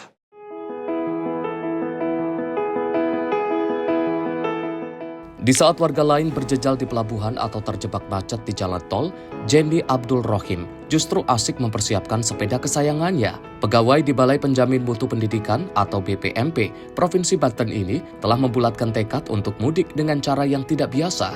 Dari kediamannya di Rangkas Bitung, Jenny harus menempuh perjalanan sejauh 510 km menuju kampung halamannya di Purbalingga, Jawa Tengah. Sebelum berangkat, segala persiapan dilakukan dengan matang, mulai dari pengecekan kondisi fisik hingga teknis sepeda seperti ban, rantai, dan rem. Tak lupa, tas penyimpanan berisi perbekalan pun sudah terpasang rapi di sisi sepeda. Aksi mudik goes ini bukanlah yang pertama bagi Jenny. Baginya, bersepeda sudah menjadi bagian dari gaya hidup, karena dalam kesehariannya pun ia kerap pulang pergi bekerja dengan mengayuh sepeda. Dengan kecepatan rata-rata, Jenny memprediksi perjalanan ini akan memakan waktu sekitar 4 hari. Meski melelahkan, rasa lelah itu seolah terbayar oleh hobi dan kerinduannya pada keluarga di Jawa Tengah. Rangkas ke Purbalingga.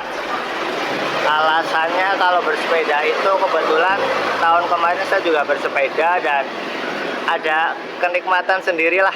Jadi menikmati jalanan dengan sepeda apalagi saat puasa itu kan hal yang berbeda ya, yang istilahnya nggak biasa seperti setiap hari kita lakukan. Kemudian selain itu kita juga bisa menjalin silaturahmi terutama dengan teman-teman pesepeda di jalur Pantura, karena kebetulan saya lewat Pantura jadi biasanya mereka juga menyediakan tempat singgah, sekalian silaturahmi, sekalian juga mudik seperti itu.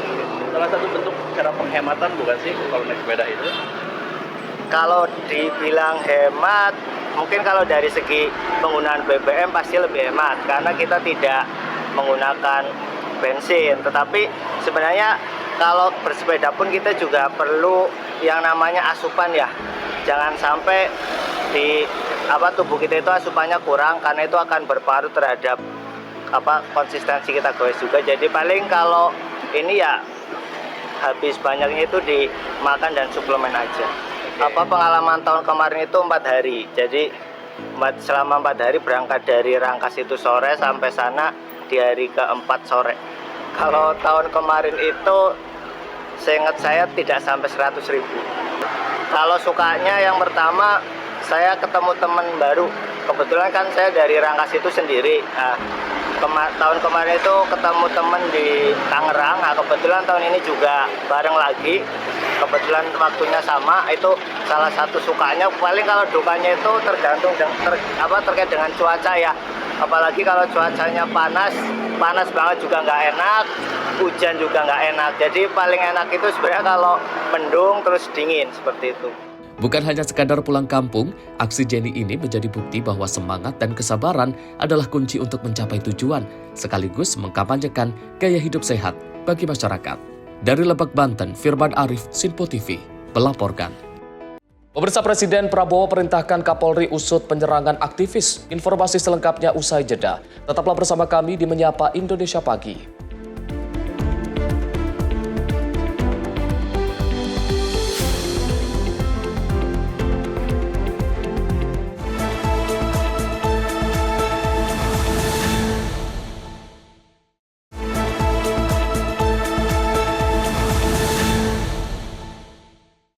Pemirsa, Anda kembali menyaksikan Menyapa Indonesia Pagi. Presiden Prabowo Subianto memerintahkan Kapolri untuk mengusut tuntas penyerangan terhadap aktivis Kontras Andri Yunus. Presiden meminta penyelidikan dilakukan secara profesional dan transparan dengan mengedepankan metode penyidikan berbasis ilmiah.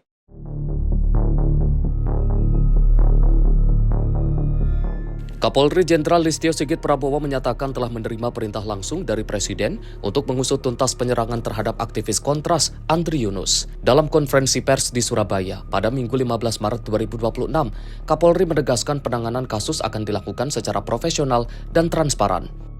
Saya telah mendapatkan perintah langsung dari Bapak Presiden untuk melaksanakan pengusutan tuntas secara profesional, transparan, dan tentunya langkah-langkah yang kita lakukan tentunya tetap mengedepankan scientific crime investigasi. Nanti akan kita bimbing. Yang jelas seluruh informasi yang diberikan oleh masyarakat yang membantu kami, kita akan memberikan jaminan perlindungan karena memang ini menjadi perhatian serius dari Bapak Presiden. Polri juga telah memeriksa sejumlah saksi serta mengumpulkan rekaman kamera pengawas atau CCTV. Kepala Divisi Humas Polri, Joni Edison Isir, menyebutkan bukti digital termasuk CCTV sedang dalam proses analisis. Pengumpulan berbagai alat bukti digital dalam hal ini termasuk CCTV yang kemudian sedang dalam proses untuk analisa. Harapannya dapat teridentifikasi segera. Sebelumnya, Wakil Koordinator Kontras, Andri Yunus, menjadi korban penyiraman air keras oleh orang tak dikenal. Peristiwa terjadi pada 12 Maret di Jakarta. Akibat serangan tersebut, Andri mengalami luka bakar pada sekitar 24% bagian tubuhnya. Tim redaksi Sinpo TV melaporkan. Sementara itu, pemirsa, TNI Angkatan Darat menyatakan siap mendukung dan membantu Polri dalam pengamanan Hari Raya Idul Fitri 1447 Hijriah. Langkah ini dilakukan sebagai bagian dari upaya menjaga keamanan dan ketertiban selama perayaan Lebaran di seluruh wilayah Indonesia.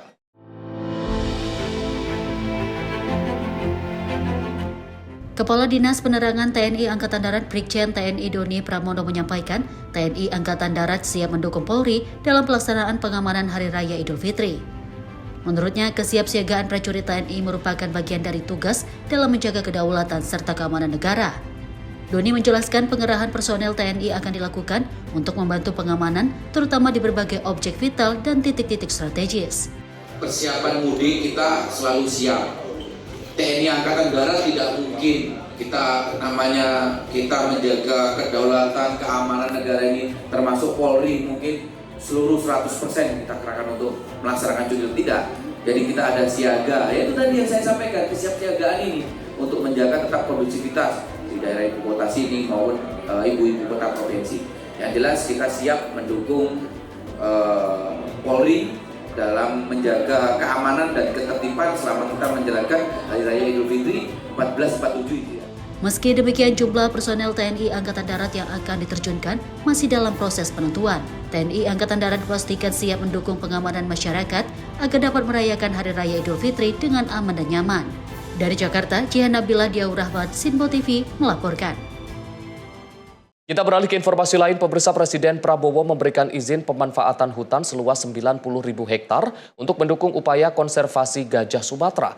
Langkah ini menjadi bagian dari komitmen pemerintah dalam menjaga kelestarian satwa langka dan habitat alaminya di Indonesia. Kerusakan kantong-kantong gajah ini adalah sebuah keniscayaan, dan oleh karena itu populasi gajah sebagai salah satu satwa yang dilindungi dan merupakan ikonik spesies di Indonesia. Upaya perlindungan satwa liar kembali menjadi perhatian pemerintah di tengah meningkatnya ancaman terhadap habitat alami di berbagai wilayah. Kondisi tersebut mendorong langkah baru untuk menjaga kelangsungan hidup gajah Sumatera dan gajah Borneo yang populasinya terus tertekan. Presiden Prabowo Subianto berencana menerbitkan instruksi Presiden khusus untuk memperkuat program penyelamatan gajah di Indonesia. Menteri Kehutanan Raja Juli Antoni mengatakan kebijakan tersebut disiapkan setelah pemerintah melihat penurunan drastis wilayah kantong habitat gajah di sejumlah daerah. Tercatat secara saintifik, dulu ada 42 kantong gajah di Indonesia. Ketika pertama kali Pak Presiden Prabowo Subianto memberikan amanah kepada saya sebagai Menteri Kehutanan, saya cek kantong gajah yang dahulu jumlahnya 42 sekarang tinggal 21 saja. Dan kalau tidak ada intervensi yang serius oleh pemerintah, maka kerusakan kantong-kantong gajah ini adalah sebuah keniscayaan, dan oleh karena itu populasi gajah sebagai salah satu satwa yang dilindungi dan merupakan ikonik spesies di Indonesia tidak menutup kemungkinan akan punah. Bahwa awalnya King Charles meminta 10.000 hektar, beliau serahkan 20.000 hektar, bahkan sekarang menjadi 90.000 hektar. Semuanya diperuntukkan untuk menjaga habitat gajah di Sumatera. Selain itu, Presiden Prabowo Subianto juga menyerahkan perizinan berusaha pemanfaatan hutan yang dimilikinya untuk dimanfaatkan sebagai kawasan konservasi gajah Sumatera. Luas kawasan yang disiapkan bahkan terus bertambah hingga mencapai sekitar 90.000 hektar. Komitmen tersebut sebelumnya diumumkan di Aceh dan kembali ditegaskan dalam pertemuan dengan Raja Inggris Charles III di London. Tim redaksi Sinpo TV melaporkan. Pemirsa, Menteri Kehutanan Raja Juli Antoni menyebut aktivis internasional memuji Presiden Prabowo Subianto atas kepedulian pada konservasi gajah Sumatera. Ia menyampaikan bahwa langkah ini menjadi bukti komitmen pemerintah melindungi satwa langka. Mereka mengatakan bahwa Pak Presiden Pak Presiden Prabowo Subianto adalah presiden yang paling peduli terhadap konservasi satwa dan Taman Nasional Indonesia. Di Komplek Istana Kepresidenan Jakarta, Kamis 12 Maret, Menteri Kehutanan Raja Juli Antoni mengatakan bahwa rencana Presiden Prabowo Subianto menerbitkan instruksi Presiden khusus untuk menyelamatkan gajah Sumatera dan gajah Borneo mendapat apresiasi dari aktivis konservasi internasional. Banyak pegiat lingkungan menilai langkah ini sebagai tanda pemerintah memberi perhatian serius pada perlindungan satwa liar dan habitatnya. Saya banyak bertemu dengan aktivis konservasi internasional maupun Indonesia, dan mereka sangat mengapresiasi. Mereka mengatakan bahwa Pak Presiden Prabowo Subianto adalah presiden yang paling peduli terhadap konservasi satwa dan Taman Nasional Indonesia. Kekhawatiran terhadap masa depan gajah di Indonesia memang nyata. Data Kementerian Kehutanan menunjukkan jumlah kantong habitat gajah menyusut dari 42 menjadi sekitar 21 akibat kerusakan hutan, fragmentasi wilayah, dan konflik manusia satwa. Tanpa intervensi pemerintah yang kuat, kerusakan habitat diperkirakan akan terus berlanjut dan mengancam kelangsungan populasi satwa ikonik Indonesia ini. Instruksi Presiden yang disiapkan akan memerintahkan kementerian dan lembaga terkait bekerja sama dengan Kementerian Kehutanan untuk menyelamatkan populasi gajah dan memulihkan habitatnya. Raja Juli Antoni menekankan bahwa perhatian Presiden Prabowo Subianto terhadap gajah bukan sekedar faktor personal, melainkan bagian dari upaya menjaga keanekaragaman hayati Indonesia.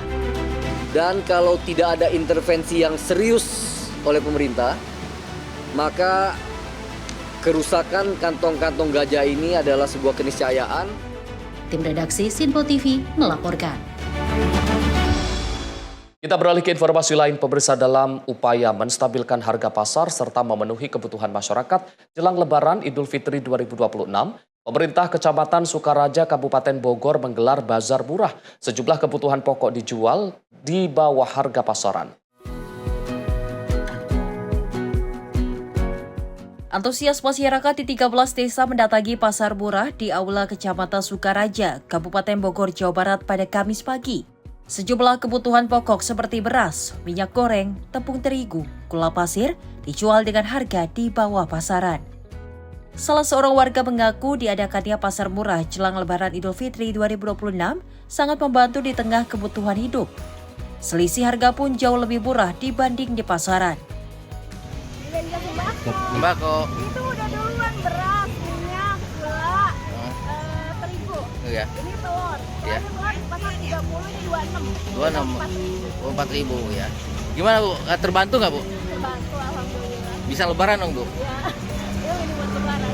Oke. Dengan Bu siapa? Dengan Ibu Yanti dari Bu Yanti. Desa Cijujung Tengah RT 7 RW 4. Sementara itu, Kasih Ekonomi Pembangunan Kecamatan Sukaraja, AI Maimunah, mengungkapkan gerakan pangan murah digelar satu hari ini bekerja sama dengan Dinas Perindustrian Perdagangan Kabupaten Bogor dan Bulog dalam upaya menyeimbangkan harga pasar menjelang Hari Raya Lebaran Idul Fitri 2026. Kita hari ini mengadakan GPM, emang tiap bulan ya udah rutinitas.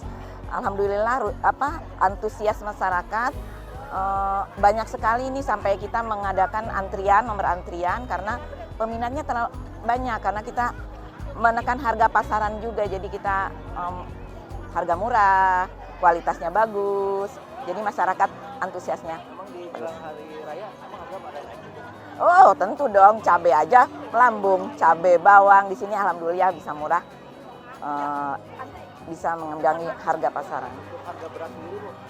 Harga beras di sini alhamdulillah kita harga beras 60.000, sementara di pasaran harga beras yang 5 kilo itu harga sampai 80.000. Berapa hari nih Bu? Berapa? Dagang itu berapa hari? Sehari aja karena kita emang ininya GPM ya, jadi sehari aja hari ini, nanti ada lagi bulan. Diharapkan dengan adanya gerakan pangan murah kebutuhan Hari Raya Idul Fitri terpenuhi di masyarakat, sehingga di hari Lebaran nanti bisa merayakan dengan sukacita. Dari Kabupaten Bogor, Jawa Barat, tim jurnalis Sinpo TV melaporkan. Sementara itu, pemirsa, lewat Koperasi Desa Merah Putih, petani di Pasuruan kini lebih mudah untuk mendapatkan pupuk bersubsidi. Harga pupuk pun dijamin murah dan sesuai ketentuan pemerintah.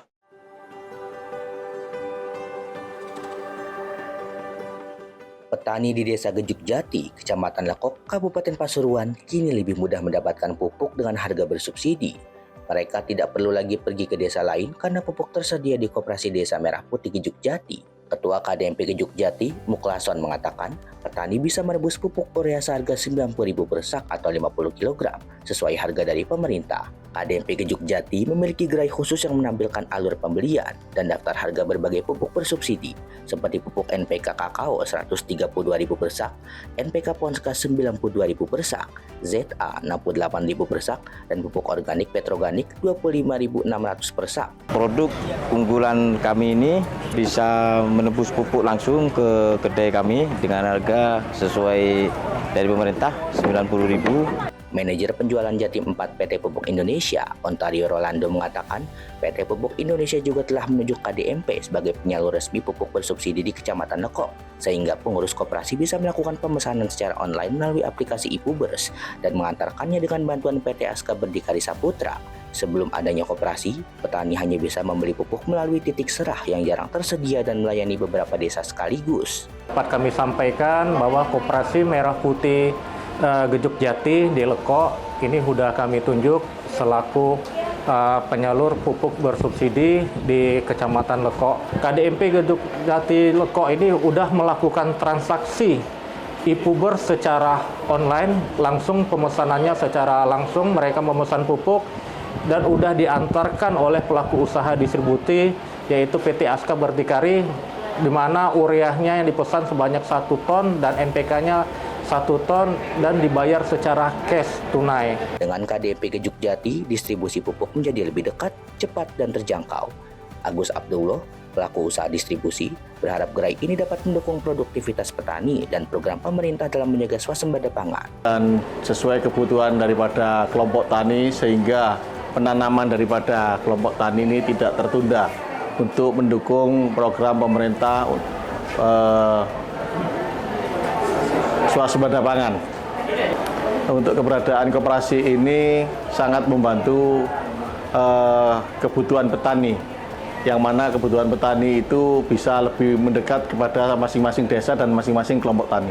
Untuk sebelum ada koperasi, kita biasanya lewat kios atau PPTS, yang mana PPTS itu mungkin ada punya wilayah 4 atau 5 desa, dan sekarang dibantu dengan adanya KDMP bisa membagi atau membantu tugasnya agar lebih ringan.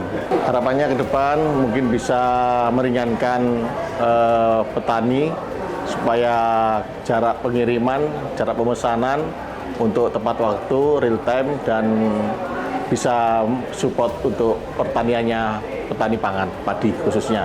Tim redaksi Sinpo TV melaporkan. Jelang Lebaran, Pemkot Sukabumi menyalurkan bantuan hari raya bagi penarik becak dan kusir delman sebanyak 340 orang. Hal ini sebagai bentuk kepedulian kepada para pekerja transportasi tradisional menjelang Lebaran. Suasana hangat terasa di ruang utama Balai Kota Sukabumi Jumat 13 Maret 2026. Ratusan penarik becak dan kusir delman yang sehari-hari menggantungkan hidup dari transportasi tradisional berkumpul menerima KDD dari pemerintah Kota Sukabumi. Bagi para penarik becak dan kusir delman, bantuan tersebut bukan sekedar simbol perhatian pemerintah, tetapi juga bentuk pengakuan terhadap peran mereka yang masih setia melayani masyarakat di tengah modernisasi transportasi. Wali Kota Sukabumi Ayep Zaki mengatakan, pemerintah daerah memiliki komitmen untuk menghadirkan kesejahteraan bagi seluruh lapisan masyarakat, termasuk pekerja sektor informal seperti penarik becak dan kusir delman. Menurut Ayep, keselarasan antara pemimpin dan masyarakat yang dipimpin menjadi kunci dalam membangun kota yang sejahtera. Ia menegaskan, seorang pemimpin akan dimintai pertanggungjawaban jika tidak mampu menghadirkan kesejahteraan bagi warganya. Karena itu, pemerintah kota terus berupaya menghadirkan berbagai program yang menyentuh langsung masyarakat, mulai dari pembangunan infrastruktur hingga program sosial yang bertujuan meningkatkan kemaslahatan umat. Dalam kesempatan tersebut, Ayep Zaki juga mengungkapkan rencana pemerintah Kota Sukabumi untuk memberikan perlindungan BPJS Ketenagakerjaan bagi seluruh penarik becak dan kusir delman di Kota Sukabumi. Secara keseluruhan, penerima bantuan berjumlah 340 orang yang terdiri dari 100 penarik beca dan 240 kusir delman. Pada acara tersebut, bantuan KDD diserahkan secara simbolis kepada 100 orang penerima. Selain sebagai bentuk kepedulian, kegiatan ini juga menjadi ajang silaturahmi antara pemerintah daerah dengan para pekerja transportasi tradisional. Harapannya, para penarik beca dan kusir delman dapat bekerja dengan lebih tenang karena memiliki perlindungan kerja yang lebih baik. Tim redaksi Sinpo TV melaporkan. Pemirsa, pemeriksaan kelayakan bus angkutan mudik digelar di Terminal Cilengsi, Kabupaten Bogor, Kamis siang. Dalam kegiatan rem cek, terjadi momen lucu saat seorang sopir bus takut disuntik saat menjalani pemeriksaan kesehatan. Petugas kesehatan dan polisi pun sempat membujuk agar sopir tersebut tetap menjalani pemeriksaan demi keselamatan perjalanan mudik. Seorang supir bus bernama Justin terlihat takut saat akan menjalani pemeriksaan kesehatan oleh petugas medis dalam agenda pemeriksaan kelayakan bus yang digelar di Sub Kabupaten Bogor beserta di Sub Provinsi Jawa Barat di Terminal Cilengsi, Kabupaten Bogor, Jawa Barat pada Kamis siang.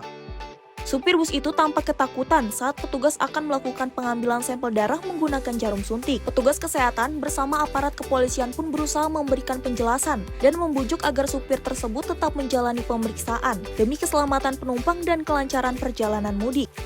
Setelah dibujuk selama beberapa saat, supir bus tersebut akhirnya bersedia menjalani pemeriksaan kesehatan. Kegiatan ini digelar Dinas Perhubungan Kabupaten Bogor bersama Dinas Perhubungan Provinsi Jawa Barat untuk memastikan armada bus yang akan digunakan saat mudik Lebaran 2026 dalam kondisi aman dan layak jalan. Selain memeriksa kondisi kesehatan supir, petugas gabungan juga melakukan pemeriksaan menyeluruh terhadap kondisi kendaraan bus. Pemeriksaan meliputi kelengkapan surat-surat kendaraan, kondisi rem, lampu, spion, alat pemecah kaca, hingga pintu darurat. Bus yang dinyatakan memenuhi standar keselamatan langsung ditempeli stiker dari Dinas Perhubungan sebagai tanda telah melalui uji kelayakan dan aman untuk beroperasi. Seperti apa, Bang? Ya, memuaskan lah, senang. Jadi kita bisa tahu apa kita sendiri. Tahu kesehatan. Tadi emang sempat takut jarum suntik atau gimana sih? Ya, kalau takutnya masalah takut jarum aja. Kalau jarum? Emang baru pertama kali atau gimana? Ya kalau jarum dari dulu memang saya paling takut saya. Oh, paling takut? Oh, sensitif? Iya, sensitif saya masalah jarum. Tapi tadi dicek juga ya? Cek. Kondisinya gimana tadi hasilnya, Bang? Baik. Baik semuanya? Oke. Tapi kondisinya udah aman ya? Udah siap ya? Aman, darah juga aman.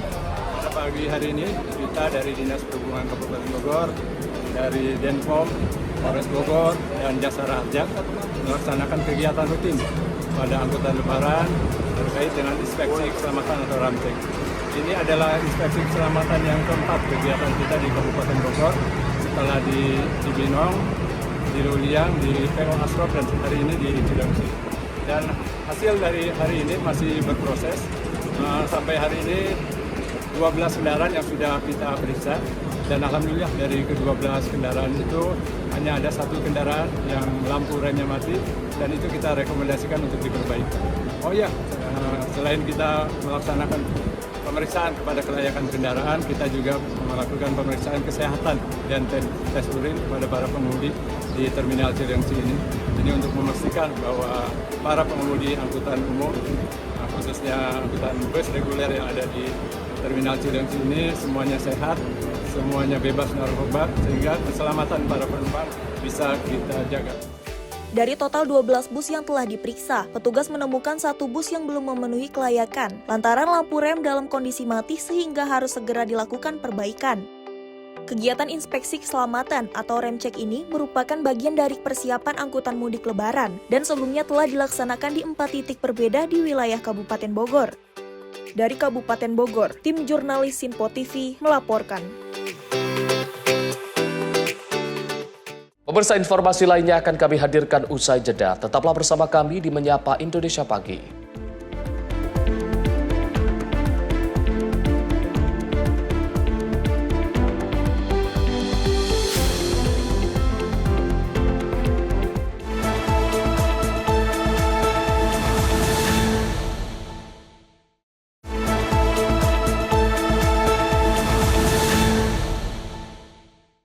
Pemirsa, Anda kembali menyaksikan Menyapa Indonesia Pagi. Warga Tel Aviv terus berlarian menuju tempat perlindungan bawah tanah setelah rentetan serangan Iran dan Hezbollah memicu sirine peringatan di berbagai wilayah Israel.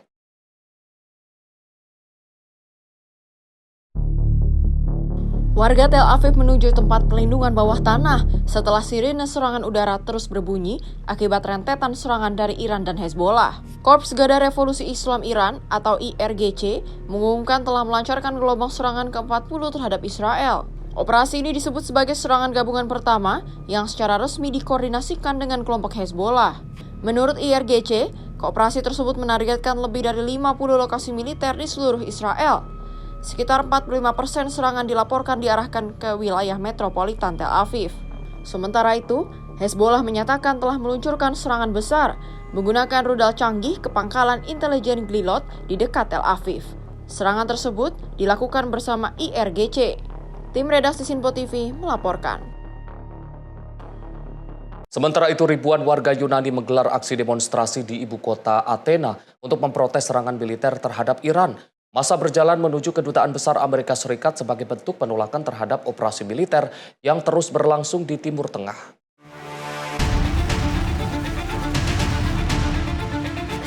Ribuan demonstran berkumpul di pusat kota Athena sebelum melakukan long march menuju Kedutaan Besar Amerika Serikat. Mereka membawa spanduk dan poster bertuliskan seruan anti-perang, serta menyerukan agar serangan terhadap Iran segera dihentikan. Aksi protes ini diorganisasi oleh Serikat Buruh, kelompok masyarakat sipil, dan organisasi politik yang menentang intervensi militer di Timur Tengah. Polisi Yunani mengerahkan pengamanan ketat di sekitar Kedutaan Besar Amerika Serikat untuk mencegah terjadinya kerusuhan selama aksi yang sedang berlangsung. Pihak kepolisian memperkirakan lebih dari 1.000 orang ikut dalam aksi tersebut yang berlangsung damai tanpa insiden besar. Demonstrasi ini menjadi salah satu gelombang protes internasional yang muncul di berbagai negara, menyusul memanasnya konflik di kawasan Timur Tengah. Tim redaksi Sinpo TV melaporkan.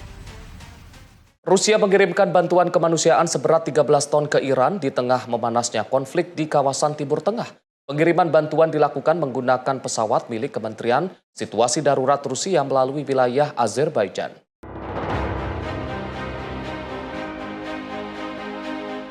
Sebuah pesawat milik Kementerian Situasi Darurat Rusia mendarat di Azerbaijan dengan membawa bantuan kemanusiaan untuk Iran.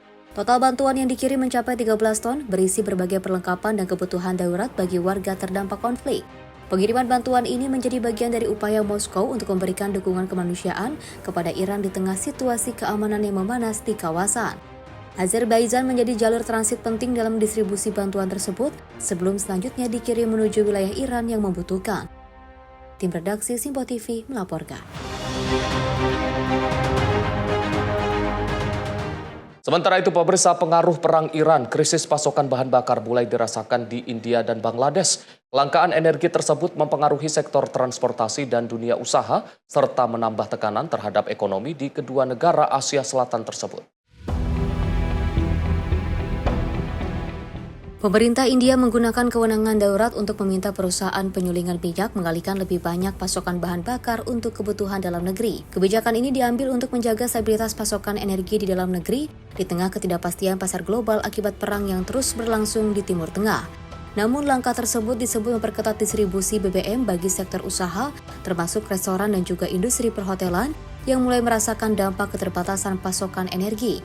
Situasi serupa juga terjadi di Bangladesh, di mana pemerintah membentuk komite khusus tingkat kabinet untuk menyusun strategi penanganan krisis energi yang terjadi di dalam negeri. Langkah tersebut diambil untuk menjaga stabilitas ekonomi nasional di tengah melonjaknya harga minyak dan gangguan pasokan global. Konflik yang terus berlangsung di kawasan Timur Tengah telah memicu kekacauan di sektor ketahanan energi dunia, terutama bagi negara-negara yang sangat bergantung pada impor minyak dari kawasan Timur Tengah. Tim redaksi Sinpo TV melaporkan.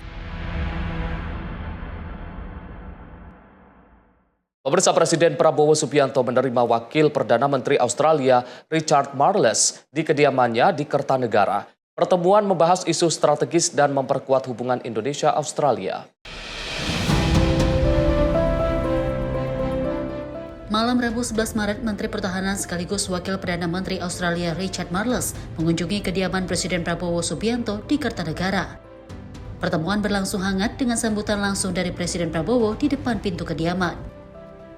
Dalam pertemuan tersebut, keduanya berdiskusi santai mengenai sejumlah isu strategis dan dinamika kawasan yang menjadi perhatian bersama. Suasana cair mencerminkan kedekatan hubungan Indonesia-Australia yang telah terjalin selama ini. Pertemuan ini juga dianggap mendorong penguatan kemitraan strategis kedua negara, khususnya dalam menjaga stabilitas kawasan dan pengembangan kerjasama di berbagai bidang. Turut hadir mendampingi Presiden antara lain Menteri Luar Negeri Sugiono, Menteri Sekretaris Negara Prasetyo Hadi, Menteri Pertahanan Syafri Samsudin, dan Sekretaris Kabinet Teddy Indrawijaya. Tim redaksi Sinpo TV melaporkan. Pemirsa, organisasi masyarakat Laskar Merah Putih menyoroti situasi konflik Timur Tengah dengan menjaga perdamaian di tengah gejolak dunia saat ini. Hal ini disampaikan Ketua Ormas LMP saat buka puasa bersama dan santunan anak yatim piatu di Jakarta. Untuk membantu masyarakat dan anak yatim piatu, organisasi Laskar Merah Putih menggelar buka puasa bersama dan santunan kepada 200 anak yatim piatu di Jakarta. Di sela-sela acara, Ketua Umum Organisasi Laskar Merah Putih, Arsyad Chanu, juga menyoroti situasi nasional terkait konflik yang sedang terjadi di Timur Tengah. Dirinya berharap agar kepemimpinan Presiden Prabowo dapat terus berperan aktif dalam menciptakan perdamaian global serta menjaga toleransi antar umat beragama di dalam negeri. Alhamdulillah, kita adakan kegiatan Laskar Merah Putih di bulan Ramadan ini. Sekalian kita silaturahim kepengurusan Markas Besar Laskar Merah Putih, juga sekalian Laskar Merah Putih mengadakan santunan untuk anak-anak kita yatim piatu. Ya, bagian anak-anak bangsa, itu tugas kita untuk membina anak-anak kita yang panti asuhan. Saran saya, semoga kan pemimpin Republik Indonesia kita, Bapak Presiden Prabowo, telah diberi kuasa untuk perdamaian untuk umat dunia. Dan untuk Laskar Merah Putih itu untuk terkait menjaga perdamaian dan kondisivitas di Indonesia. Ya, kita saling menghargai sesama umat beragama ya, saling menghormati sesama umat beragama, kita saling mendukung perdamaian umat beragama. Itu aja. Sekian. Kita saling menjaga umat beragama, sesama agama, kita saling menjaga kondusivitas nasional, kita saling mendukung yang telah Pak Presiden Prabowo yang diamanatkan untuk perdamaian. Dalam acara ini, selain menjalani silaturahmi, sekaligus Ormas Laskar Merah Putih dapat saling menjaga sesama umat beragama dan menjaga kondusivitas nasional. Jurnalis Sinpo TV melaporkan. Kita beralih ke informasi lain. Pemirsa, pembangunan jembatan Aramco di Sungai Malowu, Desa Sanawuyu, Kecamatan Sawo, Kabupaten Nias Utara, Sumatera Utara telah rampung dibangun. Kehadiran jembatan tersebut diharapkan dapat memperlancar akses transportasi serta mobilitas masyarakat di wilayah tersebut. Jembatan Aramco di Sungai Malowu, Desa Sanawuyu, Kecamatan Sawo, Kabupaten Nias Utara, kini telah selesai dibangun dan dapat dimanfaatkan oleh masyarakat. Jembatan sepanjang 11 meter tersebut menjadi salah satu sarana penting untuk mempermudah akses transportasi warga yang selama ini cukup terbatas. Pembangunan jembatan ini dilaksanakan oleh personil Kodim 0213 Nias bersama prajurit Yonif TP 903 Baluseda serta Yosinpur 1 Dira Dharma. Dalam proses pembangunannya, berbagai tahapan pekerjaan dilaksanakan secara bertahap, mulai dari perakitan struktur Aramco, pengecoran pondasi, pemasangan tiang penopang, hingga penimbunan dan pemadatan badan jalan menuju jembatan.